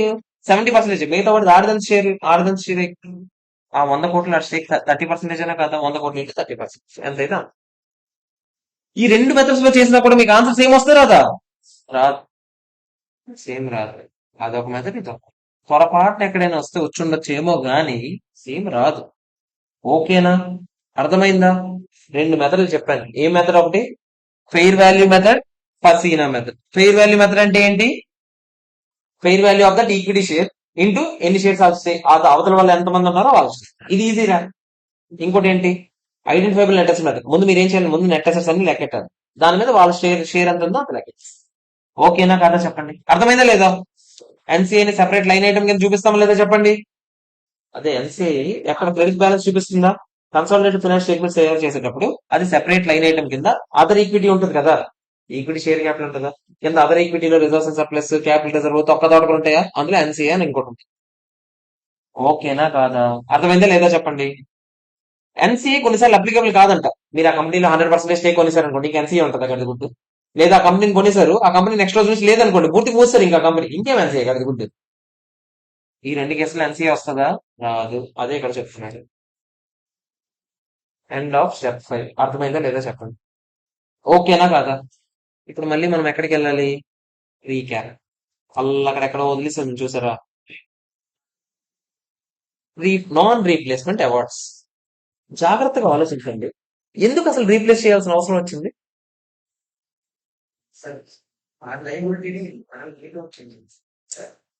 అవార్డ్స్ రీప్లేస్ చేస్తాంరా తెలివి ఉంటే అని అన్నాను.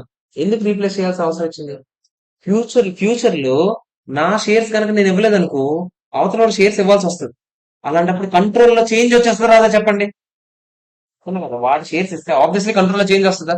అంటే దాని మీనింగ్ ఏంటి? ఇప్పుడు నాన్ రీప్లేస్మెంట్ అవార్డ్స్ లో ఎవరి షేర్స్ వెళ్తాయి ఫ్యూచర్ లో? అవతల వాడి షేర్స్ వెళ్తాయి. అన్ని దేంతో లింక్ అయ్యాయి? ఎన్సీఐ అయితే లింక్ అయ్యలేదో చెప్పండి. ఫ్యూచర్ లో అవతల వాడు షేర్స్ ఇచ్చాడు అనుకోండి, అప్పుడు దానివల్ల నాన్ కంట్రోలింగ్ ఇంట్రెస్ట్ పెరుగుతుందా లేదా చెప్పండి. ఎందుకు? అవతల వాళ్ళు పెరిగారు, జనాభా పెరిగింది, వాళ్ళ మంద పెరిగిందిరా. నాన్ కంట్రోలింగ్ ఇంట్రెస్ట్ పెరిగినట్టేనా కాదా ఇప్పుడు వాళ్ళది? ఒకప్పుడు 1,00,000 షేర్లు ఉన్నప్పుడు నేను 70,000, వాళ్ళు 30,000. ఫ్యూచర్ లో 10,000 షేర్లు ఆడిస్తానని చెప్పాడు. నేను ఇవ్వకుండా ఓవర్ యాక్షన్ చేసి ఆడిచ్చాడు అనుకోండి, అప్పుడు 40,000 అవుతారు వాళ్ళు, నేను 70 అవుతాను. అప్పుడు ఎన్సీఐ వాల్యూ పెరుగుతుందా లేదా చెప్పండి. ఇది ఒప్పుకుంటారా లేదా? ఎన్సీఐ ఆల్రెడీ ఏ బ్యాలెన్స్ చూపిస్తుంది? Credit balance. అది పెంచాలంటే మీరు ఏం చేయాలి? మళ్ళీ క్రెడిట్ చేయాలి. అంతేనా కాదా చెప్పండి. ఇప్పుడు జాగ్రత్తగా చూడండి ఎలా చేస్తారు. మళ్ళీ మీరు ఫస్ట్ నాన్ రీప్లేస్మెంట్ అవార్డ్స్ ఉంటే ముందు అందులో కూడా ప్రీ కాంబినేషన్, పోస్ట్ కాంబినేషన్ లెక్కెడతారు. సేమ్ లెక్కెట్టే విధానం ఏం మారదు. ఇందాక చేశారు చూసారా? ఒరిజినల్ వాల్యూ ఇంటూ ఏం చేస్తారు చెప్పండి? Expired period divided by higher of పాత వెస్టింగ్ పీరియడ్ ఆర్ కొత్త vesting period whichever is higher. కొత్త దానికి ఏమేసాం? పోస్ట్ కాంబినేషన్ ఏమేసాం చెప్పండి. పోస్ట్ కాంబినేషన్ ఏమేసాము? కొత్త కొత్త వాల్యూ మైనస్ పాత దాంట్లో ఎంత ఇస్తామో అది తీస్తాం. అంతేనా కదా చెప్పండి. ఇప్పుడు ఇదేమన్నారు చూడండి, సేమ్ అలాగే లెక్కటండి. ఇందాకలా ఈ ఎంట్రీ ఏమనేసారు? Assets to, liabilities to, cash to, SBP reserve అని వేసారు. రిజర్వ్ బదులు ఇక్కడ ఏం వేస్తారు ఈసారి? ఎన్సీఏ అని వేసేస్తారు. ఎందుకు? ఈసారి ఎవరిది స్టేక్ పెరుగుతున్నట్టు, వాళ్ళ స్టేక్ పెరుగుతున్నట్టు కాబట్టి ఎన్సీఏ అని వేస్తారు. సేమ్ పోస్ట్ వెస్టింగ్ పీరియడ్ కి మనం ఎంట్రీ ఏమని వేస్తాం? మంది కదా, ఇకపైన ఎంప్లాయీ బెనిఫిట్ ఎక్స్పెన్స్ అని వేస్తాం, లేదా ఎంప్లాయీ బెనిఫిట్ ఎక్స్పెన్సెస్ టు ఏమని వేస్తాము? ఎస్బీపీ రిజర్వ్ అని వేసాము. ఇప్పుడు employee benefit expenses to NCA అని వేస్తాం. ఎస్బీపీ రిజర్వ్ ఉన్న చోట్లంతా మీరు ఏం చేస్తారు? ఎన్సీఆర్. ఎగ్జామ్ లో ఎప్పుడు ఇది ఇచ్చిన సిచ్యువేషన్ లేదు నాన్ రీప్లేస్మెంట్ అవార్డ్స్. కానీ ఒకవేళ ఇచ్చినా కూడా మీకు ఏం చేయాలో అర్థమైందో లేదో చెప్పండి. ఎస్బీపీ రిజర్వ్ వేయాల్సిన దగ్గర అంతా మీరు ఏం చేస్తారు? ఎన్సీఏ చేస్తారు. ఎందుకంటే ఇక్కడ దేంతో లింక్ అయిందో మీకు అర్థమైందో లేదా లాజిక్? క్లియరా కాదా చెప్పండి. ఓకే, ఓకేనా? ఇక్కడతో స్టెప్ 5 కూడా అయిపోయింది. స్టెప్ 7 అయిపోయింది కదా మంది. మధ్యలో స్టెప్ 6. ఇది అయిపోతే అయిపోయినట్టే. ఎందుకంటే స్టెప్ 8 యాక్చువల్ గా స్టెప్ స్టెప్ 8 ఇది యాక్చువల్ గా ఇలా చెప్పకూడదు. అది మీకు చెప్పాను కదా, ఇది నేను దీంతో పాటు చెప్తాను. అదే మీకు చెప్పాను కదా, బ్యాలెన్స్ షీట్ ఎలా తయారు చేస్తారు, కన్సల్టెంట్ బ్యాలెన్స్ షీట్. మీవన్నీ ఏ వాల్యూస్ చూసుకుంటారు? మీవన్నీ ఏ వాల్యూస్? బుక్ వాల్యూస్ తీసుకుంటారు. అవతల ఏ వాల్యూస్ తీసుకుంటారు? అదే చెప్తున్నాను నేను. అదే స్టెప్ 8. సో స్టెప్ 8 కూడా మనది అయిపోయినట్టే. సో లాస్ట్ అండ్ ఫైనల్ మిగిలింది మనకి స్టెప్ 7, స్టెప్ 6. ఇవేమి లీగల్ గా స్టెప్స్ ఏం కాదు, మీరు ఎలాగైనా చేసుకోండి. కొంతమంది కొన్నిసార్లు కొన్ని ఉండొచ్చు, కొన్ని ఉండకపోవచ్చు. అలాంటప్పుడు ఎన్సీఏ లేకపోతే అప్పుడు ఆ స్టెప్ వస్తుంది, అక్కడ గుడ్ రాదు. సో ఇలాగ స్టెప్ నెంబర్ ఎంతే ఉండాలి, అలాంటివి ఏం లేదు. సైడ్ హెడ్డింగ్ ఎక్కువ సమ్ చేసుకోండి. ఓకేనా కాదా చెప్పండి. సైడ్ హెడ్డింగ్ మాత్రం ఎట్లా నేర్చుకోండి. Calculation of good will, calculation of so and so, calculation of purchase consideration, ఇలా పెట్టండి. ఓకేనా కాదా? అర్థమైందో లేదో చెప్పండి. లాస్ట్ అండ్ ఫైనల్ పాయింట్ మాట్లాడతాం. ఇది అయిపోయిన తర్వాత ఈ రోజు వదిలేస్తాను, చచ్చిపోతాను కాబట్టి. 1:33 అయింది. ఒక 17 నిమిషాలు 16 నిమిషాలు అవుతుంది మహా అయితే ఇది. సో 1:50కి వదిలేస్తాను. మీ పని బాగుంది. చూడండి ఒకసారి జాగ్రత్త వినండి. Good will or capital reserve ఎలా లెక్కెట్టాలి? ఓడి అమ్మ, ఇది చెప్పడానికి పెద్ద ఎంతసేపు పాప. మీకు తెలుసు పర్చేస్ కన్సిడరేషన్ ఏం కలుపుతారు చెప్పండి. ఎన్సీఏ కూడా కలిపేస్తారు. ఎందుకు? పర్చేస్ కన్సిడరేషన్ ఏ వాల్యూకి ఉంటుంది? 70% వాల్యూకి ఉంటుంది. Non controlling interest 30% value. Minus మీరు ఏం చేస్తారు? వాళ్ళ దగ్గర నుంచి తీసుకున్న నెట్ అసెట్స్ తీసేస్తే అప్పుడు ఏమొస్తుంది? పాజిటివ్ ఫిగర్ రావచ్చు, నెగిటివ్ ఫిగర్ రావచ్చు. పాజిటివ్ ఫిగర్ వచ్చిందంటే దాని అర్థం ఏంటి? ఎక్కువ కట్టారని. ఎక్కువ కడితే దాని అర్థం ఏంటి? Good will. తక్కువ కడితే దాని మీనింగ్ ఏంటి? Gain on bargain purchase. ఇది ఓకే. ఇది కాదు టైం కట్టి ఆ కింద ఉంది కదా. ఇప్పుడు లెక్కెట్టిన గుడ్ విల్ అని చూసారా? దీన్ని ఏమంటాం మనం? ఎక్వైర్డ్ గుడ్ విల్ అంటాం. ఎక్వైర్ చేసుకునేటప్పుడు వచ్చిన గుడ్ విల్. దీన్ని దేని ప్రకారం మీకు గుర్తుంటే ఇంటాంజిబుల్ అసెట్స్ చెప్పినప్పుడల్లా గుడ్ విల్ ఇక్కడ కాదు 103 లో మాట్లాడదామని చెప్పానా లేదా? మాట్లాడతా చూడండి, అర్థమైంది. మీకు గుర్తుందా అక్కడ గుడ్ విల్ కి అమార్టైజేషన్ వేసామా? వేయలేదు. ఎందుకంటే మీకు ఏం చెప్పాను, 103 ప్రకారం గుడ్ విల్ కి అమార్టైజేషన్ వేయకూడదురా, ఇంపైర్మెంట్ మాత్రమే చెక్ చేయాలరా అని చెప్పాను. అదే ఇదిగో, it cannot be amortise like other intangible assets. కానీ ఇది ఏం చేయాలి, ప్రతి ఇయర్ ఇంపైర్మెంట్ టెస్టింగ్ చేయాలి. ఇంపైర్మెంట్ టెస్టింగ్ అంటే ఏంటి? ఇయర్ ఎండింగ్ లో రికవరబుల్ అమౌంట్ చూస్తాం. అంటే ఈ రోజు నేను వెళ్ళి నిజంగా కంపెనీ అమ్మినా కూడా నాకు ఎంత గుడ్ విల్ వస్తుందో రాదో చూస్తాం. రికవరబుల్ అమౌంట్ అంతకన్నా తక్కువ ఉందనుకోండి, మీరు ఏం చేస్తారు చెప్పండి? ఇంపైర్మెంట్ లాస్ రికార్డ్ చేస్తారు. ఓకేనా? క్లియరా కాదా చెప్పండి? ఒక చిన్న పాయింట్ ఉంది, జాగ్రత్తగా వినండి. మీరు స్టార్టింగ్ లో ఎన్సీఏ లెక్కెట్టడానికి రెండు మెథడ్స్ ఉన్నాయి. ఏంటంటే చెప్పండి? ఫెయిర్ వాల్యూ మెథడ్, పసీనా మెథడ్. ఫెయిర్ వాల్యూ మెథడ్ అంటే ఏంటి? బయట మార్కెట్ లో దాని షేర్ ఎంత ఉందో చూస్తాము, దాని మీద మనం ఏం లెక్కెడతాము? Good will లెక్కెడతాం. అవునా కాదా? దాని మీద ఎన్సీఏ లెక్కెడతాం. ఇప్పుడు ఎన్సీఏ లెక్కెట్టాక గుడ్ విల్ ఒకలా రావచ్చు. ఎందుకు? 70% పర్చేస్ కన్సిడరేషన్. ఫర్ ఎగ్జాంపుల్, ఒకసారి జాగ్రత్తగా వినండి రా, ఒకే ఒకటి అయిపోతుంది. 1 lakh shares, 1 share market value for example 20 rupees ఉంది మార్కెట్ వాల్యూ. ఓకేనా? First NCI as per fair value method ఏంటో చెప్పండి? ఫెయిర్ వాల్యూ మెథడ్ ప్రకారం ఏంటో చెప్పండి? 20 రూపీస్ ఇంటూ మీరు ఏం చేస్తారు చెప్పండి? ఫర్ ఎగ్జాంపుల్ 30% ఎన్సీఐ అనుకుందాం. మీరు ఏం చేస్తారు చెప్పండి? 30,000 ఇంటూ 20 ఎంత చెప్పండి? ఎంత? 6 lakhs అయినా కాదా చెప్పండి? 6 lakhs ఎన్సీఐ. ఒప్పుకుంటారా లేదా? తర్వాత నెక్స్ట్ ఏం చెప్తున్నాను నేను, ఇట్ సైడ్ పసీనా మెథడ్. పసీనా మెథడ్ అంటే మీకు ఏం చెప్పాను? ఫస్ట్ మీరు ఐడెంటిఫైబుల్ నెట్ అసెట్స్ అంతా లెక్కెట్టాలి. ఫర్ ఎగ్జాంపుల్ అది లెక్కెడితే నాకు 15 lakhs వచ్చింది అనుకో. దీంట్లో ఈ ఐడెంటిఫైబుల్ నెట్ అసెట్స్ ఎంత? మొత్తం 100% అసెట్స్ వాల్యూ ఎంత ఉంది? 15 lakhs. దీంట్లో ఎంత వేస్తాం చెప్పండి? 30% అంటే ఎంత చెప్పండి? 4,50,000. ఓకేనా కాదా? ఒప్పుకుంటారా లేదు? ఇప్పుడు పర్చేస్ కన్సిడరేషన్ కూడా ఇవ్వాలి కదా.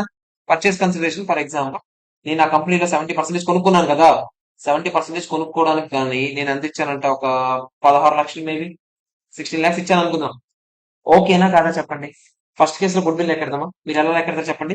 నేను ఇచ్చిన డబ్బులు ఎంత ప్లస్ ఎన్సీఏ ఎంత? 6 lakhs అయినా మైనస్ ఎంత అసెట్స్ ఎక్వైర్ చేసుకున్నారు? ఎంత ఎక్వైర్ చేసుకున్నారు? 15 lakhs అయినా కాదా చెప్పండి? అంతే కదా. 15 lakhs ఎక్వైర్ చేసుకున్నారంటే గుడ్ విల్ ఎంత చెప్పండి? 22 కట్టారు మొత్తం బ్యాచ్ అంతా కలిసి. మీరు 16 కట్టారు, అవతల వాళ్ళేమో 6 రెడీగా ఉన్నారు. మొత్తం 22. మొత్తం అసెట్స్ ఎంత? 15. అంటే ఎంత good will? 7 lakhs good will. ఒప్పుకుంటారా లేదా? ఒప్పుకుంటారా లేదా? ఇటు సైడ్ ఇంకోసారి లెక్కెడదామా? ఇటు సైడ్ ఏంటి పరిస్థితి? 16 lakhs ప్లస్ ఏం చేస్తారు చెప్పండి? 4,50,000 మైనస్ ఏం చేస్తారు చెప్పండి? ఎంత వస్తుంది చెప్పండి? ఎంత వచ్చింది? 5,50,000. ఇక్కడ కూడా గుడ్ విల్ వచ్చిందా లేదా చెప్పండి? వచ్చిందా లేదా?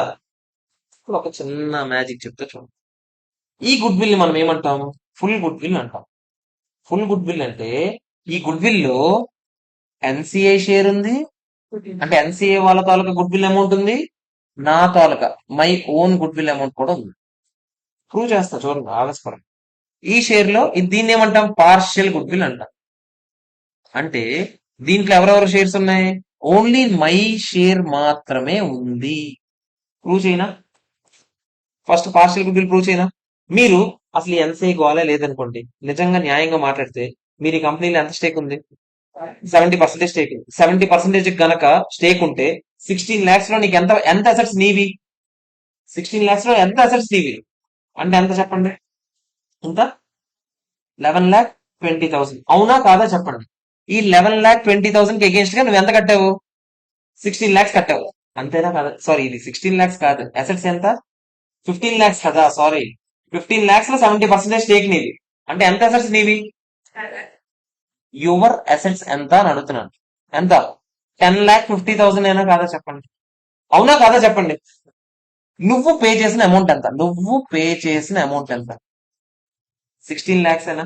అంటే ఓన్లీ నీ గురించి ఆలోచించు, ఎంతసేపు పట్టించుకోకు. నీకు 10,50,000 ఇచ్చినందుకు గాను నువ్వు ఎంత ఇచ్చావు?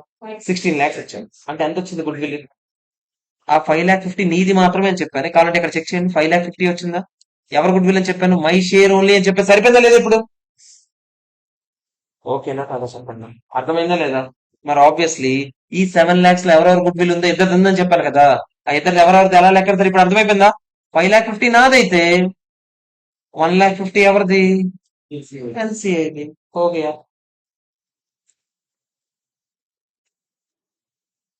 అర్థమైందా లేదు?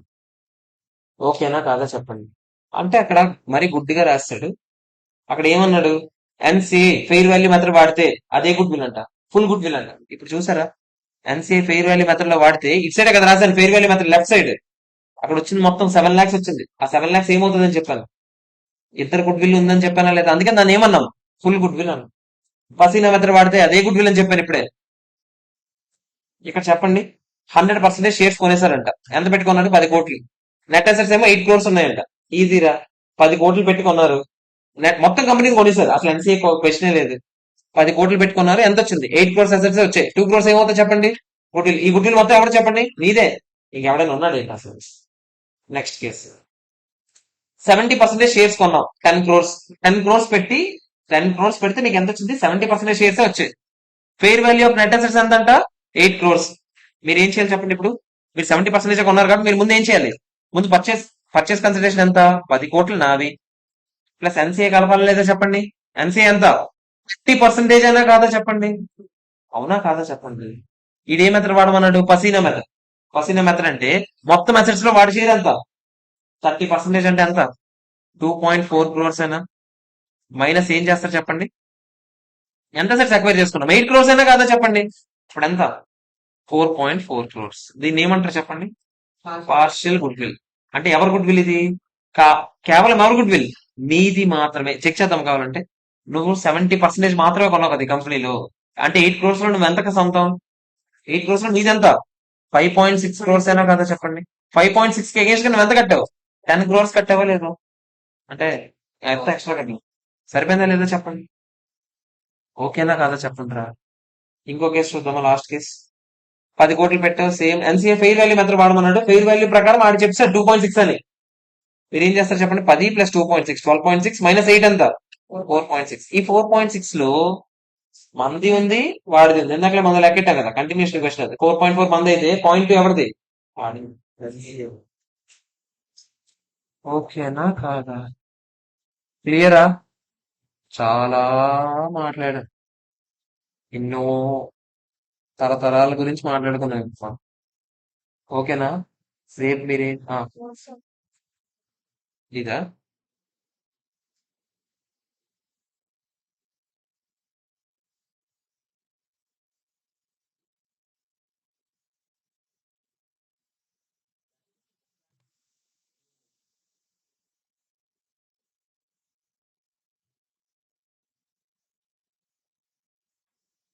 తీసావా?